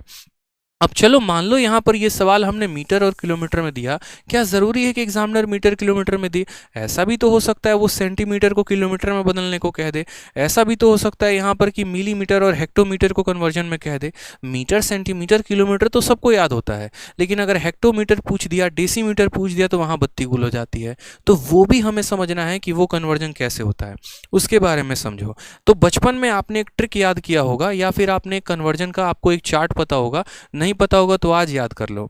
सबसे पहले आता है मिलीमीटर, फिर उसके बाद आता है सेंटीमीटर। याद होगा यहाँ पर 3 इडियट का डायलॉग कि जब यहाँ पर करीना कपूर जब मिलने जाती है उस छोटे से लड़के से, और वहाँ पर जो शिलोंग या जहाँ पर भी वो जाते हैं तो क्या कहते हैं, मिलीमीटर तो अब सेंटीमीटर बढ़ गया, तो कहते हैं नहीं मिलीमीटर सेंटीमीटर नहीं बना, किलोमीटर बन गया, ये तो मतलब बहुत बड़ा हो गया। यानी जैसे जैसे हम नीचे जाते जाएंगे वैल्यू हमारी बढ़ती चली जाएगी। सबसे पहले आता है मिलीमीटर, फिर आता है सेंटी, तो मिली, सेंटी, डेसीमीटर, ठीक है, मिली, सेंटी, डेसी और फिर आ जाएगा मीटर, फिर उसके बाद होगा डेका, फिर होगा हमारा हेक्टो, फिर उसके बाद होगा किलोमीटर, ठीक है। Milli, centi, deci, metre, deca, hecto, kilometre, ये याद रखना है जनाब, milli, centi, deci, metre, deca, hecto, kilometre. क्यों? क्योंकि ये यूनिट ऑफ कन्वर्जन है, जैसे जैसे आप नीचे जाते जाएंगे वैसे वैसे आपकी वैल्यू बढ़ते चली जाएगी। अब इसमें भी हम आपको पूरा मैट्रिक सिस्टम में बताएंगे कि कैसे, अगर मानो कल के दिन मुझे मिलीमीटर को हेक्टोमीटर में कन्वर्ट करना पड़े तो कैसे कन्वर्ट करेंगे, या हेक्टोमीटर को मिलीमीटर में कन्वर्ट करना पड़े तो कैसे करेंगे। जैसे मान लीजिए कि ये एक बिल्डिंग है और इस बिल्डिंग में कई सारे फ्लोर यहाँ पर मौजूद हैं, ठीक है। तो यूं समझ लीजिए यहाँ पर कि सबसे नीचे कौन रहता है। आपको भी पता है कि बिल्डिंग में जब आप रहते हैं तो सबसे नीचे वाले फ्लोर का किराया सबसे ज़्यादा होता है और सबसे टॉप वाले का किराया सबसे कम होता है। यानी नीचे कौन रहता है, तो सबसे ज़्यादा बलवान आदमी, सबसे ज़्यादा पैसे वाला, सबसे ज़्यादा ताकत वाला, पहुँच वाला। तो उसी तरीके से जैसे जैसे हम नीचे बढ़ते चले जाएंगे हमारी वैल्यू बढ़ते चली जाएगी, हमारा पावर बढ़ते चला जाएगा, हमारा रुतबा बढ़ते चला जाएगा। और किराया बिल्डिंग का कैसे बढ़ेगा, तो किराया बिल्डिंग का ऐसे बढ़ेगा, ठीक है। यहाँ पर ये वैल्यू अपने आप के सारे 10 गुना होते चले जाएंगे। यानी यहाँ पर हम ऐसे कह सकें, तो जब हम यहाँ पर गए तो किलोमीटर को अगर आपको मीटर में बदलना है, किलोमीटर को किस में बदलना है, मीटर में बदलना है, तो आप यहाँ पर क्या कर दीजिए 10 से गुना, ठीक है। हेक्टो को अगर आपको डेका में बदलना है तो 10 से गुना। यानी जब आप नीचे से ऊपर जाते चले जाएंगे तो वैल्यू अपने आप का 10 गुना होते चली जाएगी। हर स्टेप पे, हर फ्लोर पे वैल्यू अपने आप का 10 गुना होते चली जाएगी, हर फ्लोर में। यानी जब भी एक बड़ा वैल्यू टूटेगा ना, तो वो यहाँ पर जैसे अगर मैं बात करूँ 1 किलोमीटर टूटेगा तो कितने हेक्टो को निकालेगा, तो 1 किलोमीटर के अंदर 10 हेक्टो होते हैं। 1 हेक्टो के अंदर कितना डेका होता है, 10 डेका होता है। 1 डेका के अंदर कितना मीटर होता है, 10। 1 मीटर के अंदर कितना डेसीमीटर होता है, 10। और 1 डेसीमीटर के अंदर कितना सेंटीमीटर होता है, 10। यानी जब भी आप नीचे से ऊपर की तरफ बढ़ते चले जाएंगे तो आप 10 से मल्टीप्लाई करते चले जाएंगे। और जब आप ऊपर से नीचे की तरफ चले आएंगे ना मेरे भाई, तो ऊपर से नीचे आने का मतलब क्या हो गया, अपने आप को और छोटा करना, और छोटा करना, और छोटा करना। यानी आप डिवाइड बाई 10 करते चले जाएंगे हर स्टेप में, आप डिवाइड बाई 10 करते चले जाएंगे, इस बात का ध्यान रखिए। ऊपर से नीचे आने का मतलब डिवाइड बाई 10, नीचे से ऊपर जाने का मतलब मल्टीप्लाई बाई 10। अब इसमें कन्वर्जन करेंगे तो कैसे करेंगे, इंपॉर्टेंट क्वेश्चन हमारे पास ये उठता है। तो चलिए थोड़ा कुछ वैल्यूज़ को हम कन्वर्ट करके देखते हैं। जैसे मान लीजिए कि मेरी इच्छा हुई कि मैं ये जानना चाहता हूँ कि 1 किलोमीटर के अंदर कितना मीटर होता है, तो मैं यहाँ पर क्या लिखूंगा, मैं यहाँ पर ऐसे लिखूंगा कि 1 किलोमीटर के अंदर यहाँ डैश मीटर होता है, डैश मीटर होता है। कैसे पता, मुझे कहाँ जाना है, मुझे किलोमीटर से मीटर पे जाना है। मुझे कहाँ से कहाँ जाना है, किलोमीटर से मीटर पे। तो मैं देखूंगा मैंने 1 सीढ़ी चढ़ी, 2 सीढ़ी चढ़ी, 3 सीढ़ी, कितने जीरो मुझे मिल गए, 1, 2 और 3। तो बस यहाँ पर हम 3 जीरो लगा देंगे। यानी 1 किलोमीटर के अंदर कितना मीटर होता है, तो 1000 मीटर होता है।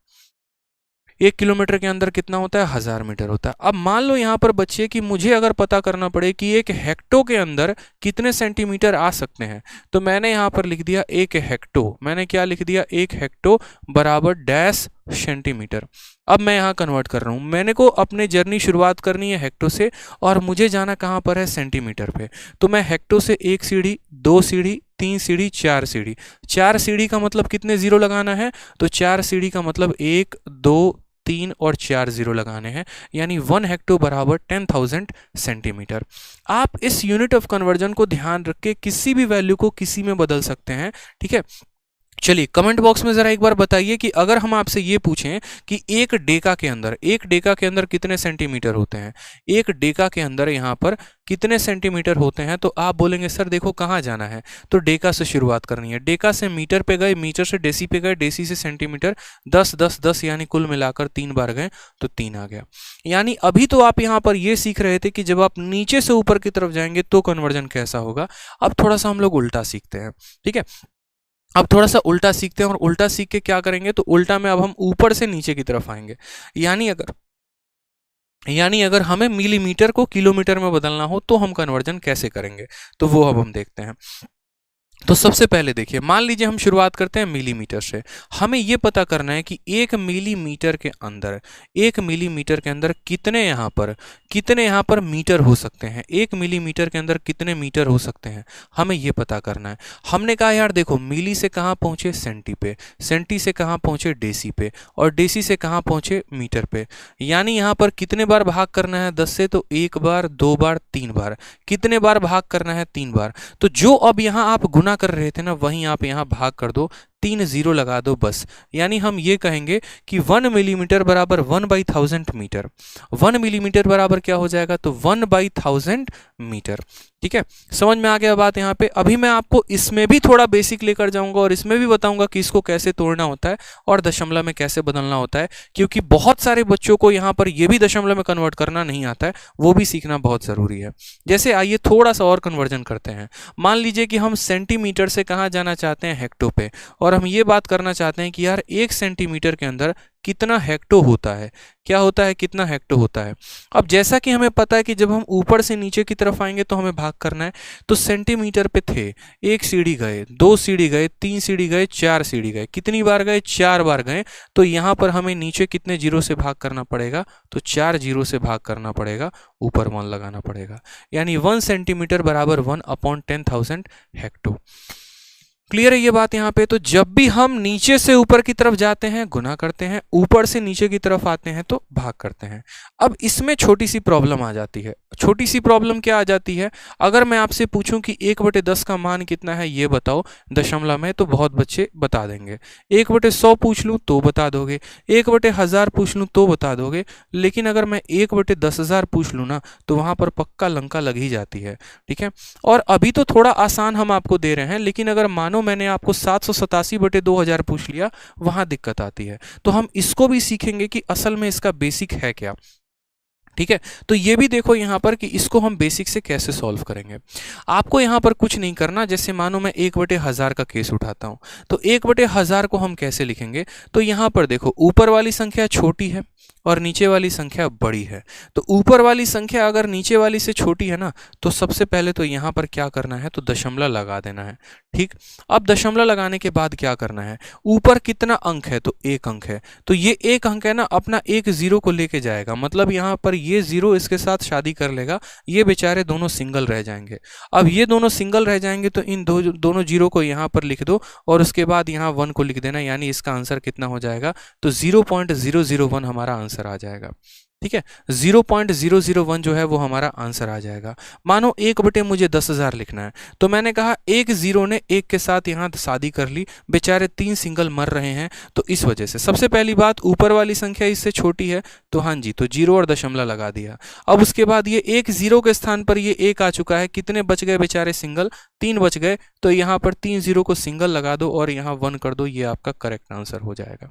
ठीक है, उसी तरीके से आप यहाँ पर देखिए 1/100 लिखना है, तो यहाँ पर सबसे पहले ऊपर वाला छोटा है तो जीरो और दशमलव लगा दिया, ये जीरो के स्थान पर ये 1 आ चुका है, बेचारा 1 जीरो सिंगल मर रहा है, तो उसको यहाँ लिख दो और 0.1 हो जाएगा।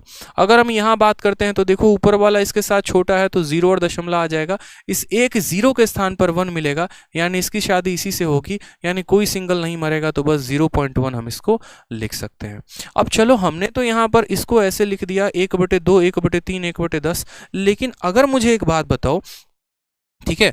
अगर मुझे देखो किसी को भी बैच परचेस करना है, किसी को भी बैच परचेस करना है तो आरजी विक्रमजीत एप्लीकेशन, ठीक है, मैं आपको दोबारा से बता देता हूँ, आरजी विक्रमजीत एप्लीकेशन को आप डाउनलोड करके, ठीक है, और आरजी विक्रमजीत एप्लीकेशन से जो आप हमारा बैच है वो आप ले सकते हैं। कहाँ से मिलेगा? तो ये आरजी विक्रमजीत एप्लीकेशन है आपका, यहाँ से आप इस बैच को ले सकते हैं। आप एप्लीकेशन पे गूगल स्टोर पे जाएंगे, आरजी विक्रमजीत इंस्टॉल करेंगे, यहाँ से आपको मिल जाएगा। इसके अलावा जैसे आपका इंक्वायरी नंबर है 8506003399, आप इस पर कॉल करेंगे तो आपको पूरी जानकारी मिल जाएगी। ठीक है, अब यहाँ पर हम बात करते हैं जैसे मानो और भी पॉइंट्स को लेकर कि हम यहाँ पर जो है अगर कल के दिन संख्या ऐसी दे दे, मानो 55 बटे और 55 बटे कितना दे दे, 1000 दे दे, तो हम इसको यार कैसे लिखें? अगर मानो हमारा 287 बटे यहाँ पर 4 बार 0 यहाँ लगा दे तो हम इसको कैसे लिखेंगे? या 17 बटे यहाँ पर 1 2 3 4 5 लिख दे तो हम कैसे लिखेंगे? यहाँ भी तो दिक्कत आती है। मैंने क्या कहा? बेसिक बहुत ज़रूरी है। ये छोटी छोटी बातें, मैट्रिक सिस्टम हो गया, ये छोटी छोटी बातें, फ्रैक्शंस हो गया, ये अगर एक बार ढंग से हो गया ना तो आगे तो हम बहुत रफ्तार में भाग लेंगे, उसकी लिमिट नहीं है। गाड़ी चलाने के बेसिक चीज़ें जो होती हैं अगर वो आपने सीख ली ना तो मैं बता रहा हूँ आपको 180-200 पे गाड़ी चलवा के दिखाऊंगा, वो रफ्तार आपको दिखेगी। लेकिन ये बेसिक चीज़ें पहले क्लियर कर लो, उसके बाद तो हमारे पास है ही भागना, भागेंगे पूरे फुल रफ्तार से। ठीक है, क्योंकि बीच में मानो कोई क्वेश्चन में अगर ऐसा आ जाए फिर वहां मुझे बताना पड़े तो वो समय ज़्यादा लेके जाएगा। ठीक, मैंने आपसे क्या कहा? ऊपर कितने लोग हैं? 2 लोग हैं, तो ये 5 की शादी इस 0 से हो जाएगी, ये 5 की शादी इस 0 से हो जाएगी, बात खत्म। ऊपर वाला संख्या क्या नीचे वाले से छोटा है? हाँ जी, तो छोटा है तो 0 और दशमलव आएगा। इस 5 के लिए ये 0 आ चुका है, इस 5 के लिए 0 आ चुका है, ये बेचारा 0 सिंगल मर रहा है तो 0 लिख देंगे, इस 0 के स्थान पे 5 लिख देंगे और इस 0 के स्थान पे 5 लिख देंगे, यानी ये हमारा सही तरीका हो गया। आ जाओ नेक्स्ट, यहाँ पर देखो, हमने कहा ऊपर वाला नीचे वाले से छोटा है, हाँ जी, तो 0 और दशमलव लगा देंगे। ठीक है, यहाँ पर देखो तो ऊपर 3 लोग हैं और नीचे 4 0 है, यानी 3 की तो शादी हो गई, एक सिंगल मर गया, तो यहाँ पर उसके लिए लिख दो इस 0 के स्थान पर 2, इस 0 के स्थान पर 8 और इस 0 के स्थान पर 7, यानी इसका करेक्ट तरीका ये हो गया कि इट इज इक्वल टू 0.0287। ठीक है, इट इज इक्वल टू 0.0287। जिसको आंसर आ रहा है कमेंट बॉक्स में लिखते चलो और वेरीफाई करते चलना। अब 17 को मानो इसके साथ लिखना है, क्या ऊपर वाला छोटा है नीचे वाले से? बिल्कुल जनाब, यानी 0 और पॉइंट लिख देंगे यहाँ पर। ठीक है, अब यहाँ देखो तो ऊपर वाले माले में 2 लोग हैं और नीचे वाले में यहाँ पर मानो 5 हंसती खिलती मुस्कुराती बालिकाएं हैं। अब ये बेचारे दो तो भारत के नियम के अनुसार 2 ही लोगों से शादी कर पाएंगे ना, यानी यहाँ पर कितना सिंगल मरेगा? 1 2 और 3, तो जितना सिंगल मरेगा उसको यहाँ पर लिख दो, इस 0 के जगह पर 1 आ जाएगा और इस 0 के जगह पर 7 आ जाएगा, तो इसको ऐसे कन्वर्ट करते हैं। ठीक है, समझ में आ गया बात यहाँ पे? चलिए, क्लियर हो गया ना कंसेप्ट? यहाँ पे आ जाइए। तो अब हम जो पढ़ रहे थे वो क्या पढ़ रहे थे कि हम मीटर को परसेंट में कैसे कन्वर्ट करें, हमारा क्वेश्चन यहाँ पर ये था। फिर यहाँ से हम बेसिक चलते चले गए और भी काफ़ी चीज़ों को हमने सीखा। तो हमने कहा कि देखो कन्वर्जन बेटा तुम तब कर पाओगे जब यहाँ पर आपको ये बात पता हो कि हाँ हम दोनों को सेम क्वांटिटी में लें। अगर दोनों को डिफरेंट में लिया ना तो कन्वर्ट नहीं कर सकते। तो कन्वर्ट करने के लिए क्या करना पड़ेगा? सेम क्वांटिटी, ये मीटर में है तो उसको भी मीटर में बदलो, यानी हमें किसकी तुलना करनी है? 80 मीटर की। और किसके साथ करनी है? तो हमें 5 किलोमीटर के साथ करनी है। और किस में बताना है? परसेंट में। तो कभी भी फ्रैक्शन को परसेंट में बताना हो तो क्या करते हैं? 100 से गुना करके परसेंट लगाते हैं। हमने कहा ये मीटर में और ये किलोमीटर में है, हो ही नहीं सकता, बराबर रखो तभी तो एक दूसरे को काट पाएंगे। तो बराबर कैसे रखेंगे जनाब? तो अपने मैट्रिक सिस्टम से। अभी मैट्रिक सिस्टम पढ़ाए थे या नहीं पढ़ाए थे? पढ़ाए थे। आपको किसको बदलना है? किलोमीटर को। किस में बदलना है? मीटर में। तो जरा चलते हैं यहाँ पर इनके पास, भाई साहब के पास। हम कहते हैं सर 1 किलोमीटर के अंदर कितना मीटर होगा? तो किलोमीटर से हेक्टो पर गए, हेक्टो से डेका पर गए, डेका से मीटर पे गए, 10 10 10, यानी 1 किलोमीटर के अंदर कुल मिटाकर कितने मीटर होते हैं? 1000 मीटर होते हैं। तो हम ऐसे याद रखेंगे। ठीक है, तो चलिए हमारा जो क्वेश्चन था वो यहाँ पर हमने रख लिया। तो ऊपर वाला मीटर में है तो ऊपर वाले को 80 मीटर ऐसे रहने दो। ठीक है, फिर ये 5 किलोमीटर था तो 5 को रहने देते हैं। किलोमीटर को मीटर में बदलेंगे, 1 किलोमीटर के अंदर कितना मीटर होता है? 1000। तो यहाँ से हम इसको गुना करके 100 से परसेंट लगा देंगे। ठीक है, आ जाइए। हमने यहाँ पर कहा कि सर देखो 2 0 से 2 0 खत्म, 0 से 0 खत्म, 8/5, 8/5 यहाँ पर। अब 8/5 को क्या करोगे? क्योंकि मीटर से आपका मीटर जा चुका है। अब एक और तरीका ध्यान लो, दुनिया के किसी भी संख्या के नीचे अगर 5 आता है, दुनिया के किसी भी संख्या के नीचे अगर 5 आता है ना तो उसको भाग करने का सबसे शानदार तरीका है। और उसको भाग करने का शानदार तरीका क्या है, ऊपर वाले का दोगुना कर दो। तो 8 का दोगुना कितना हो गया 16, और एक अंक के बाद यहाँ दशमलव लगा दो। ये सबसे बढ़िया तरीका होगा। जैसा कि मैंने आपसे कहा था कि क्वेश्चंस कराते वक्त ही छोटे छोटे जितने भी कैलकुलेशंस हो गए वो हम आपको बताएंगे। तो उसी तरीके से यहाँ पर अब बोलोगे सर ये कौन सा कंसेप्ट हो गया, क्या इसका यूज़ है? तो बिल्कुल बड़े बड़े जगह पर इसका यूज़ पड़ेगा। जैसे मान लो यहाँ पर मैंने कहा कि कल के दिन 1 2 4 1 3 2, इसको मुझे 5 से भाग करना है। अब जितने देर में आप 5 से भाग करोगे ना उतने देर में आप मेरा तरीका याद रख सकते हो। और तरीका हमने आपको क्या बताया कि किसी भी संख्या को 5 से भाग करना है तो पहले ऊपर वाले का दोगुना करो। 1 का दोगुना 2 हो गया, 2 का दोगुना 4 हो गया, 4 का दोगुना 8 हो गया, 1 का दोगुना 2, 3 का दोगुना 6, 2 का दोगुना 4 कर दिया। तो पहले ऊपर वाले का दोगुना कर दिया ना। अब एक संख्या छोड़ के दशमलव लगा दो, ये सीधा आंसर आएगा। एक बच्चा बेचारा डिवाइड करके आंसर लेके आएगा, दूसरा आप शॉर्ट तरीके से आंसर लेकर आ गए। समझ में आ रहा है बात? यहाँ पे बड़ी बड़ी संख्याओं को अगर आपको 5 से भाग करना है तो इसका दोगुना करके दशमलव लगा दो, बात खत्म। जैसे एक और एग्जांपल लेके चलते हैं, थोड़ा आप लोग मुझे कमेंट बॉक्स में बताना। 3 2 1 4 2 3 1 4, और मानो इसको मुझे भाग करना है किसके साथ? 5 के साथ। मैं कैसे करूंगा और मेरा आंसर क्या आएगा? बड़ी संख्या मैंने दी है आपको और मैंने कहा इसको 5 से भाग करके दिखाओ। तो कभी भी यहाँ पर किसी भी संख्या को 5 से भाग करना है तो बोलेंगे गुरुदेव कुछ मत करिए, बस दोगुना करिए। दोगुना कैसे करेंगे जनाब? 4 का दोगुना 8 होता है, 1 का दोगुना 2, 3 का 6, 2 का 4, 4 का 8, 1 का 2, 2 का 4, 3 का 6 लिख दिया, और एक संख्या छोड़ के दशमलव लगा दो, यानी ये हमारा करेक्ट आंसर आ जाएगा। बात खत्म यहाँ पे, समझे? ठीक। तो सेम तरीके से यहाँ 8 का दोगुना 16 होता है, दशमलव छोड़ दिया, यानी 1.6% is the correct answer. Option number C. चलो इंस्पेक्टर बने। क्या बात है, बहुत शानदार। मजा आ रहा है? एक बार कमेंट बॉक्स में बताओ मजा आ रहा है एकदम? ठीक है, सही समझ में आ रहा है? कोई दिक्कत की बात यहाँ पे, कोई परेशानी की बात? जल्दी से एक बार कमेंट बॉक्स में बताइए। ठीक है, चलिए अब क्वेश्चन नंबर 3 को हम थोड़ा स्किप करेंगे, इसको हम कल करेंगे। क्वेश्चन नंबर 4 को भी हम नेक्स्ट क्लास में करेंगे। हम यहाँ से करते हैं क्वेश्चन नंबर 5 से। ठीक है, 5 भी नेक्स्ट क्लास में। यहाँ से क्वेश्चन नंबर 6 से बहुत ही आसान क्वेश्चन मैं आपके सामने पूछ रहा हूँ। ठीक है, मज़ा ही मज़ा है। क्या बात है, मज़ा ही मज़ा है। माटी माटी उड़ा दिए। चलो, तो वीडियो को लाइक और शेयर करते रहो यार, ये गलती नहीं होनी चाहिए। देखो, लाइक और शेयर में कमी नहीं रहनी चाहिए भाई। ठीक है, अगर मैं इतनी बेसिक तरीके से जाके आपके गणित को सुधारने में मैं आपके लिए इतनी ज़्यादा मदद कर रहा हूँ, तो कम से कम आप अपने लिए तो इतना कर सकते हैं कि इस वीडियो को शेयर करिए ताकि हमारा मोटिवेशन बढ़े। लाइक करें, आप इस कोर्स के बारे में दूसरों को बताएं कि भैया सच में चैंपियंस ऐसे नहीं बनते, चैंपियंस मैथ्स को पढ़कर बनते हैं। ठीक है, ये जो मेरी चैंपियंस की सीरीज़ है ना, आज कई सारे चैंपियंस का हमने स्वागत किया है अपने एप्लीकेशंस पे, बहुत चैंपियंस बना दिए। फिर आज एक और चैंपियंस का पूरा बैच आया है, वो है चैंपियंस 5.0। ठीक है, और इस बैच में फिर से हम नए चैंपियंस बनाने वाले हैं। मैं हमेशा कहता हूँ कि देखो, आज बहुत सारे चैंपियंस बना चुका हूँ आज तक, और दोबारा से फिर चैंपियंस बनाऊंगा और बना के रहूंगा। आप देख लेना, आप नहीं भी बनोगे ना, आपको पकड़ पकड़ के हम चैंपियंस बनाएंगे। और गणित से मोहब्बत ना करा दिए तो फिर हम आप कहना। ठीक है, चलो बिल्कुल। आरजी विक्रमजीत एप्लीकेशन पर हमारे 2 कोर्सेज हैं। मैथ्स का लाइव बैच जिसकी फीस 899 है, और दूसरा कॉम्बो। मैं बोलूँगा कि अगर आप बैच ले रहे हो तो कॉम्बो लेना, क्यों? क्योंकि उसमें आपको 2300 रुपये में सभी के बैचेस मिल जाएंगे। Math, English, reasoning, GS complete आपको। ठीक है, बैच के बारे में भी यही बताऊँगा क्लास के बाद, आराम से देखो। एक छोटा सा सवाल सीपीओ में पूछा गया 16 मार्च 2019, और सवाल में कुछ नहीं, बस इतना ही पूछा गया कि 2.4 को परसेंट में कन्वर्ट करोगे तो कितना होगा।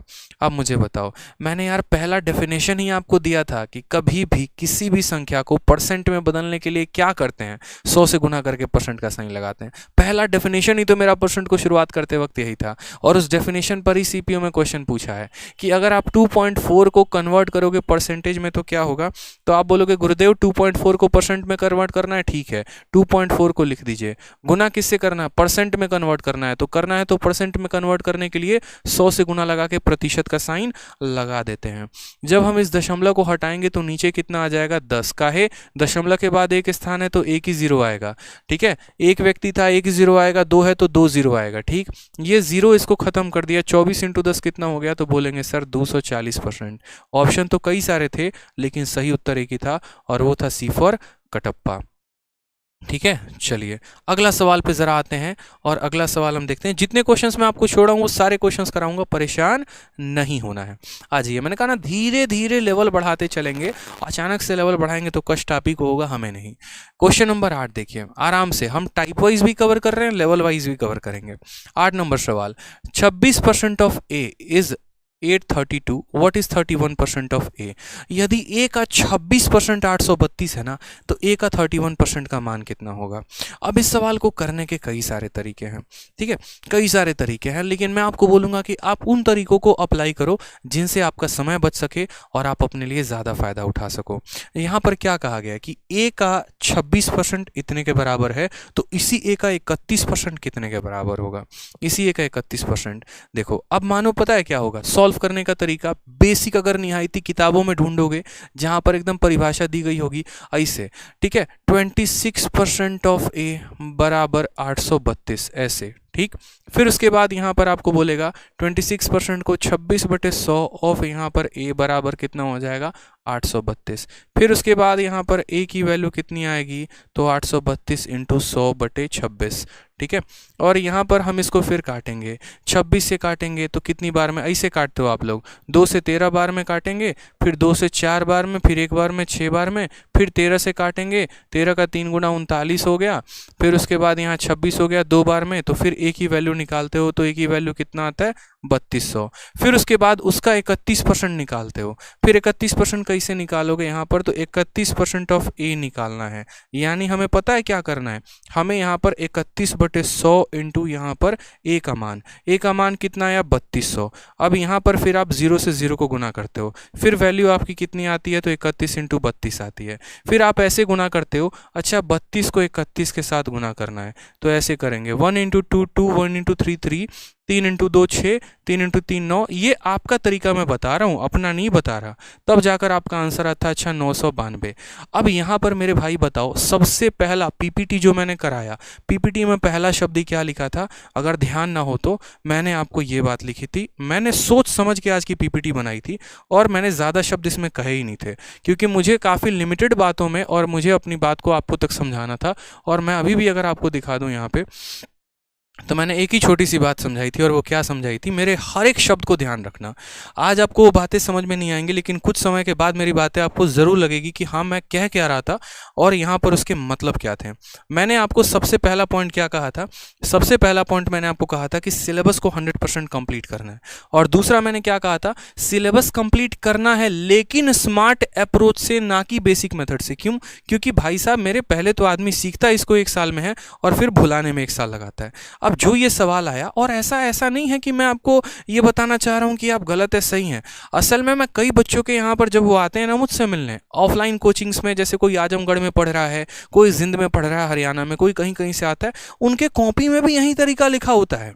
अब यार बच्चा सीखेगा यहीं 1 साल में, तो वो बेचारा करेगा क्या, सीधा सा हिसाब किताब है, इतना करना नहीं था, दुनिया चांद तक पहुंच चुकी है और हम यहाँ पर ससुरा ये बेसिक मेथड सीख के अपना जीवन खराब कर रहे हैं, और 2 साल नौकरी करने के बाद फिर सोचते हैं यहाँ पर 2 साल पढ़ाई करने के बाद सिलेक्शन का नहीं हो रहा है। अरे घटिया और बकवास मेथड था ये कोई मेथड होता है, ये मेथड नहीं होता। नॉर्मल तरीके से हम यहाँ बोलेंगे, जैसे मानो बोला गया है कि ए का 26% 832 है, तो हम यहाँ पर सबसे पहले देखो, अरिथमेटिक में हमेशा ध्यान रखना, ठीक है। हाँ यस सर यहीं करती हूँ, मुझे पता है निकिता द्विवेदी यहीं होता ही है, मुझे पता है कि लोग यहीं करते ही हैं, ठीक है, लेकिन आपको ऐसे नहीं करना, आपको समझना है, ठीक है। हम क्या कहेंगे, अरिथमेटिक में देखो 2 चीज़ों पर फोकस करना, कि दिया क्या है और पता क्या करना है, ठीक। तो यहाँ दिया क्या है, तो यहाँ पर वैल्यू दी गई है 832, तो सबसे पहले इस 832 को ऊपर लिखो, जो दिया गया होता है वो हमेशा ऊपर होता है, ठीक है। अब ये मेरे भाई क्या है, तो ये ए का 26% है, यानी जिसकी ये वैल्यू है ना वो नीचे होता है। अगर ये 26% का वैल्यू है तो 26% नीचे होगा, अगर ये 50% का वैल्यू है तो 50% नीचे होगा, जिसका ये वैल्यू होता है वो नीचे होता है। और हमें पता क्या करना है, तो हमें 31% पता करना है। पता क्या करना है, 31%। जो पता करना होता है ना उसको हम यहाँ पर ऊपर लिखते हैं, 31% ऐसे ऊपर लिखते हैं। जो दिया गया होता है वो नीचे, और जो पता करना होता है उसको ऊपर हम क्या करते हैं, गुना करते हैं। हमने कहा ये परसेंटेज इस परसेंटेज को खा पी के खत्म कर देगा, ठीक है। अब यहाँ सीधा 26 का गुना लगाओ, क्या 26 का गुना नहीं लगा सकते हो, 25 का 3 गुना 75 होता है तो 26 का 3 गुना 78 हो जाएगा, बात खत्म। सीधा 26 से काटो, 26 से काटोगे तो 3 बार में आ जाएगा 78, 5 बचेगा, 5 और 2 52 और 26 का 2 गुना 52। अब यहाँ भी कष्ट होगा तुमको कि 32 को 31 के साथ कैसे गुना करें। अरे यार ऐसे तो कम से कम मत ही करो ना, भगवान माफ नहीं करेगा, बता रहा हूं मैं यहाँ पे। जो ऐसे ऐसे करता है ना 1 इंटू 2, 1 इंटू 3, 3 इंटू, भगवान माफ नहीं करने वाला, समझ में आ जाओ बात। जो तुम्हारा वो इंतजार कर रही है ना, चली जाएगी यूपीएससी वाले के साथ, फिर बैठ के सोचते रहना कि मेरी नहीं हुई, ठीक है, क्योंकि तुम तरीका ही ऐसा लगा रहे हो यार। ऑफिसर बनने वाले हो, कल के दिन इनकम टैक्स इंस्पेक्टर बन जाओगे, कहीं पर छापा मारोगे, तुमको अपना परसेंटेज कैलकुलेट करना होगा, और यही तरीका तुम्हारा रहा 32 इंटू 31, तो तुम्हारा पार्टनर तुमको धोखा दे देगा। तो परसेंटेज इसलिए नहीं सीखते हैं क्योंकि सीजल निकालना, परसेंटेज इस वजह से भी सीखते हैं क्योंकि बाद में जब आप ईडी डिपार्टमेंट में जाओगे, एक्साइज में जाओगे या फिर कहीं पर जाओगे, तो आप भी तो वहाँ कैलकुलेट करोगे ना, हाँ भैया हमारा कितना बना, जरा ये भी तो बताओ, ठीक है। तो वहाँ भी परसेंटेज का बहुत तगड़ा यूज होता है। आप सीधा सीधा उठाओ यार, कोई दिक्कत की बात नहीं। आपको जब भी किसी 2 अंकों को 2 अंकों के साथ गुना करना है, मानो 32 को 31 के साथ, क्या करोगे, या इस पूरे 32 को उठा लो, पकड़ लो इसको, बोलो तेरे को छोड़ेंगे नहीं। यहाँ पे 32 को पहले 1 के साथ गुना करो, तो 32 को 1 के साथ गुना करोगे तो 32 ही तो आएगा, तो 32 आएगा, तो 32 का 2 लिख दो और हाथ में अपने 3 रखो, सिर्फ 1 अंक लिख दो, बाकी जितने भी आए वो मन में रख लेना। 32 का 3 गुना, 32 का 3 गुना कितना होता है, 96। कैसे पता चला, 30 का 3 गुना 90 और 2 का 3 गुना 6 यानी 96। 96 में यहाँ जो कैरी रखा था ना उसको जोड़ दो, तो 96 और 3 कितना हो जाएगा, 99, यानी लो भैया तुम्हारा 992 आ चुका है। अगर हम यहाँ यूनिट डिजिट के आधार पर बोलते तो आंसर सेकंडों में हम टिक करवा देते आपसे कि देखो 1 को 2 से गुना करने पर 2 ही आता है और एक ही ऑप्शन में 2 है, लेकिन फिर वो हम गुना आपको नहीं सिखा पाते हैं। और हम क्या चाह रहे थे कि हम आपको वो गुना भी सिखा सकें और साथ में यहाँ पर उसका आंसर भी बता सकें। तो 32 को 31 से कैसे गुना किया पता चला। आप ऐसा भी कर सकते थे कि इस 31 को उठाते, 31 का 2 गुना 62 होता है, तो 62 का 2 लिख दिया, हाथ में 6। 31 का 3 गुना 93 होता है, 93 और 6 99 होता है 992। इसलिए मैंने कहा मैं कैलकुलेशंस की वीडियोस अलग से नहीं दूंगा, जहां जरूरत पड़ेगी कैलकुलेशन को कैलकुलेट करके बताएंगे वहां कि हाँ करना कैसे होता है। जैसे कल के दिन यहां पर मानो कि कोई बड़ी सी संख्या को बड़ी सी संख्या के साथ गुना करना पड़ जाए, 113 को यहां मानो 112 के साथ गुना करना पड़ जाए, कैसे करोगे, डर जाओगे, मर जाओगे यहाँ पे, बोलो हैं कि ऐसे गुना करोगे बैठ के 113 इंटू 112। अरे सीधा उठाओ ना मेरे भाई, यहाँ पे तुमको दिक्कत क्या है, 113 को पूरा का पूरा उठाओ, इसे 113 को पहले 2 से गुना करो, तो 100 का 2 गुना 200 होता है, 13 का 2 गुना 26 होता है, यानी कितना आएगा, तो 113 का 2 गुना 226 आएगा। 226 का खाली 6 लिख दो यहाँ पे और 22 अपने हाथ में रखना, बात खत्म। फिर 113 को 1 के साथ गुना करोगे 113 आएगा, और उस 113 में 22 यहाँ जोड़ दो, 3 2 5 2 1 3 और ये 135 आएगा। 135 का 5 लिखो, 13 हाथ में रहेगा, कितना हाथ में रहेगा, 13। फिर 113 का 1 गुना कितना हो जाएगा, 113, और 113 में 113 को जोड़ दोगे तो कितना हो जाएगा, 126, यानी करेक्ट आंसर 1265 टिक्स आ जाएगा। ऐसे करना है जनाब, ठीक है। तो परसेंटेज को एकदम निचोड़ के हम लोग रखेंगे आज की क्लास में, मुझे लगता है इतना काफ़ी है, और धीरे धीरे धीरे धीरे सारे क्वेश्चन जितने भी हमारे बाकी हैं उनको हम बहुत शानदार तरीके से करते चलेंगे। तो ये जो आपका डेमो चल रहा था ये किस बैच का चल रहा था, तो ये फॉर यू काइंड ये हम बता दें तो ये आपका आज से हमारा आरजी विक्रमजीत एप्लीकेशन पर आया है नया बैच, और ये उस बैच में चैंपियंस 5.0 इस बैच की ये पहली क्लास थी। कल हमारी दूसरी क्लास होगी जो कि फ्री रहेगी आपके लिए यूट्यूब पर, और फिर तीसरी क्लास होगी। लेकिन जो पीडीएफ है वो एप्लीकेशन पर ही मिलेगा, जो बच्चे बैच एनरोल करेंगे उन्हीं को मिलेगा, ठीक है।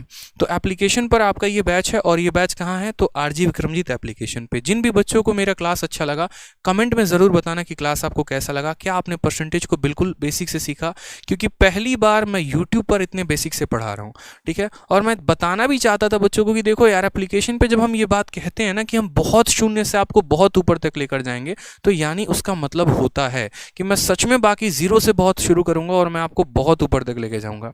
क्यों, क्योंकि यार एक फैक्ट है, कॉमन फैक्ट है कि जो बच्चा अभी ग्रेजुएट है, जो बच्चा अभी 12th पास करके आया, उसने कभी लाइफ में पढ़ा ही नहीं कि 10% 1/10 के बराबर होता है। उसको क्या पता, इनफैक्ट जब हमने भी तैयारी शुरू की थी तो हमें भी नहीं पता था। तो वहीं से सीखेंगे तब तो आगे बढ़ेंगे ना। अगर ग्राउंड लेवल पर चीज़ें काफ़ी अच्छी हो गई तो मेरे भाई ऊपर तो बहुत कहानी मज़ेदार होती चली जाएगी। इसीलिए अगर आप इससे इंटरेस्टेड हैं बैच में, अगर आप चाह रहे हैं कि आप एकदम गणित को बेसिक से लेकर हाई लेवल तक सीखें, तो आप इस बैच में एनरोलमेंट ज़रूर करें। आज से ये नया बैच आया है, ठीक है। इसकी जो फीस है वो 899 है। शीट के बारे में मैं आपको कहूँगा नहीं, क्योंकि शीट आपने खुद ही देखी है, टाइप वाइज है, लेवल वाइज है, सारी क्लासेस इसकी लाइव चलेंगी, ठीक है। और कोशिश रहेगी कि आपके पेपर तक हम इसका पूरा सिलेबस कंप्लीट करा पाएँ। जो एक आधा % होगा उसमें हम आपको और भी तरीके से आगे चल के हम इसके 2-2 क्लासेस लेंगे और टाइम पर सिलेबस कंप्लीट करने की पूरी कोशिश करेंगे। फीस इसकी 899 है, बहुत कम फीस है, ठीक है, जिस तरीके का कंटेंट है उसके मामले में। रीज़न यहाँ पर यह है क्योंकि अभी मैंने आपसे कहा कि अब मैं इसके अंदर CHSL 2021 के क्वेश्चंस को ऐड करूँगा, सीजीएल के क्वेश्चंस को ऐड करूँगा, तो उनमें भी भाई साहब बहुत खर्चे आते हैं यहाँ पर, ठीक है। तो ये जो फीस है ना, ये मेरे पढ़ाने की फ़ीस नहीं है। यहाँ पर ये जो फीस आपका जो नॉर्मल खर्चा आएगा ये उसकी फ़ीस है। जैसे GST हो गए, यहाँ पर गवर्नमेंट को देना होता है, और भी जो यहाँ पर टाइपिस्ट के खर्चे और भी चीज़ें हो जाती हैं, तो वो उसकी फ़ीस है, ठीक है। आपको जब पढ़ोगे तो आपको पैसा वसूल लगेगा पूरा का पूरा। अब जैसे ये तो मैथ स्पेशल हो गया, इसी के साथ हमारा इस बार पहली बार हमारे एप्लीकेशंस पर सभी का स्पेशल आया। जैसे पहले मैथ, इंग्लिश और रीजनिंग का स्पेशल आता था 2100 में, जहां पर 600 का डिस्काउंट मिलता था। लेकिन अब आपका रीजनिंग स्पेशल 900 का अलग से है, मैथ स्पेशल 900 का है, GS स्पेशल 900 का है, और ये आपका इंग्लिश स्पेशल 900 का है। कुल मिलाकर 3600 का बैच। लेकिन वो कितना में, अगर आप कॉम्बो लोगे तो 2300 में। यानी अगर आप नेक्स्ट ईयर के लिए प्रिपेयर कर रहे हो ना, तो मेरा मानना यहाँ पर यह है कि आप कॉम्बो की तरफ मूव ऑन करो। अगर आपको सारे सब्जेक्ट पढ़ने हैं, तो अगर आपको 2 भी सब्जेक्ट पढ़ना है ना, तो 2 सब्जेक्ट के लिए 1800 दोगे, 500 एक्स्ट्रा देके आप यहाँ कॉम्बो ले सकते हो। इसमें आपको ज़्यादा बेनिफिट मिलेगा। और सारा यहाँ कहाँ मिलेगा, तो RG विक्रमजीत एप्लीकेशन पे। देखो यार, हम लोग है ना, बहुत ज़्यादा बड़ी बात है, मैं पर्टिकुलरली करने में बिलीव नहीं करता। पढ़ाओ, बच्चा का सिलेक्शन होगा, वो ज़्यादा अच्छी बात है। अभी जितने देर में मैं आपको पढ़ा रहा था, अभी मैसेज आया कि एक हमारे पास CPO में एक अच्छे स्टूडेंट है जिनका रैंक हुआ है, जिनका सिलेक्शन हुआ है, उनका मैसेज आया, और वाकई दिल गदगद हो गया। एक स्टूडेंट का आपके क्लास लेने के पहले कुछ देर पहले मैसेज आया था कि सर आज मेरी पहली बार जॉब लगी है और मुझे पहली जो है वो सैलरी मिली है, और ये सैलरी मैं आपको देना चाहता हूँ। मुझे बड़ी खुशी हुई यार वहाँ पर उस बात को जान के, ठीक है। हमने कहा कि नहीं, आप अपनी सैलरी जो है अपनी माता जी को दीजिए ताकि वो ज़्यादा खुश रहें, ठीक है। और भी एक आधा स्टूडेंट का और केस आया था जो अपने लाइफ में काफ़ी ज़्यादा डिप्रेस थे। फिर वो आए थे मुझसे मिलने, उनको हमने काफ़ी समझाया उनके जीवन के बारे में, और तब अब उनकी जाकर लाइफ जो है वो सही ट्रैक पर हुई है और एक सही तरीके से वो कामयाब बने हैं। होता है यार, लाइफ में प्रॉब्लम्स होती हैं, बट कोई बात नहीं, टैकल करेंगे ना, मिलकर टैकल करेंगे, क्या दिक्कत है। आप भी यहीं पर है, हम भी यहीं पर है, पढ़ेंगे, आसमान की ऊंचाइयों तक सहेंगे। लेकिन आज की क्लास से बस हम आपको ये बताना चाहते थे कि देखिए, अगर आप इस तरीके से ग्राउंड लेवल से अपने सिलेबस को पूरा करेंगे ना, तो मेरा दावा है कि भारत का कोई ऐसा एग्जाम ही होगा शायद जहाँ पर आपके 50 में 50 और 200 में 200 ना आए। आराम से आप स्कोर कर सकते हैं, और जिस सरकारी नौकरी पर आप हाथ रखेंगे वो नौकरी आपकी होगी। नौकरी आपको चूज़ नहीं करेगी, आप नौकरी को चूज़ करेंगे, और इसमें बहुत बड़ा फ़र्क होता है। एक होता है कि बस भैया लगवा दो नौकरी, ठीक है, और दूसरा होता है कि नहीं, हम जो चाहेंगे वो मिलेगा। जैसे हमने चाहा हमें एक्साइज इंस्पेक्टर चाहिए, तो हमें मिला भी वहीं। हमें मजबूरी में डिसीजन नहीं लिया, हमने आपको दिखाया था ना कि हमने पहला पोस्ट ही B23 भरा था और हमें B23 मिला, क्योंकि वो मेरे माइंड में क्लियर था। और यही चीज़ हम चाहते हैं कि आप जिस नौकरी को चाहो ना, आपको वही नौकरी मिले। नौकरी कहा है, कुछ और नहीं कहा है, ठीक है। ध्यान रखना। क्लास कैसी लगी कमेंट में ज़रूर बताना, ठीक है। और बाकी मिलते हैं कल वापस से 8:30 की क्लास में। PDF आपको मिल जाएगी, एप्लीकेशंस पर अपडेट हो जाएंगे, और जब पूरा चैप्टर खत्म हो जाएगा तो उसके बाद आपको इसके क्लास नोट्स भी मिल जाएंगे। आज के लिए इतना ही मेरे भाई, खुश रहो, मस्त रहो। RG विक्रमजीत एप्लीकेशन डाउनलोड करो और बैच में एनरोल करो। धन्यवाद।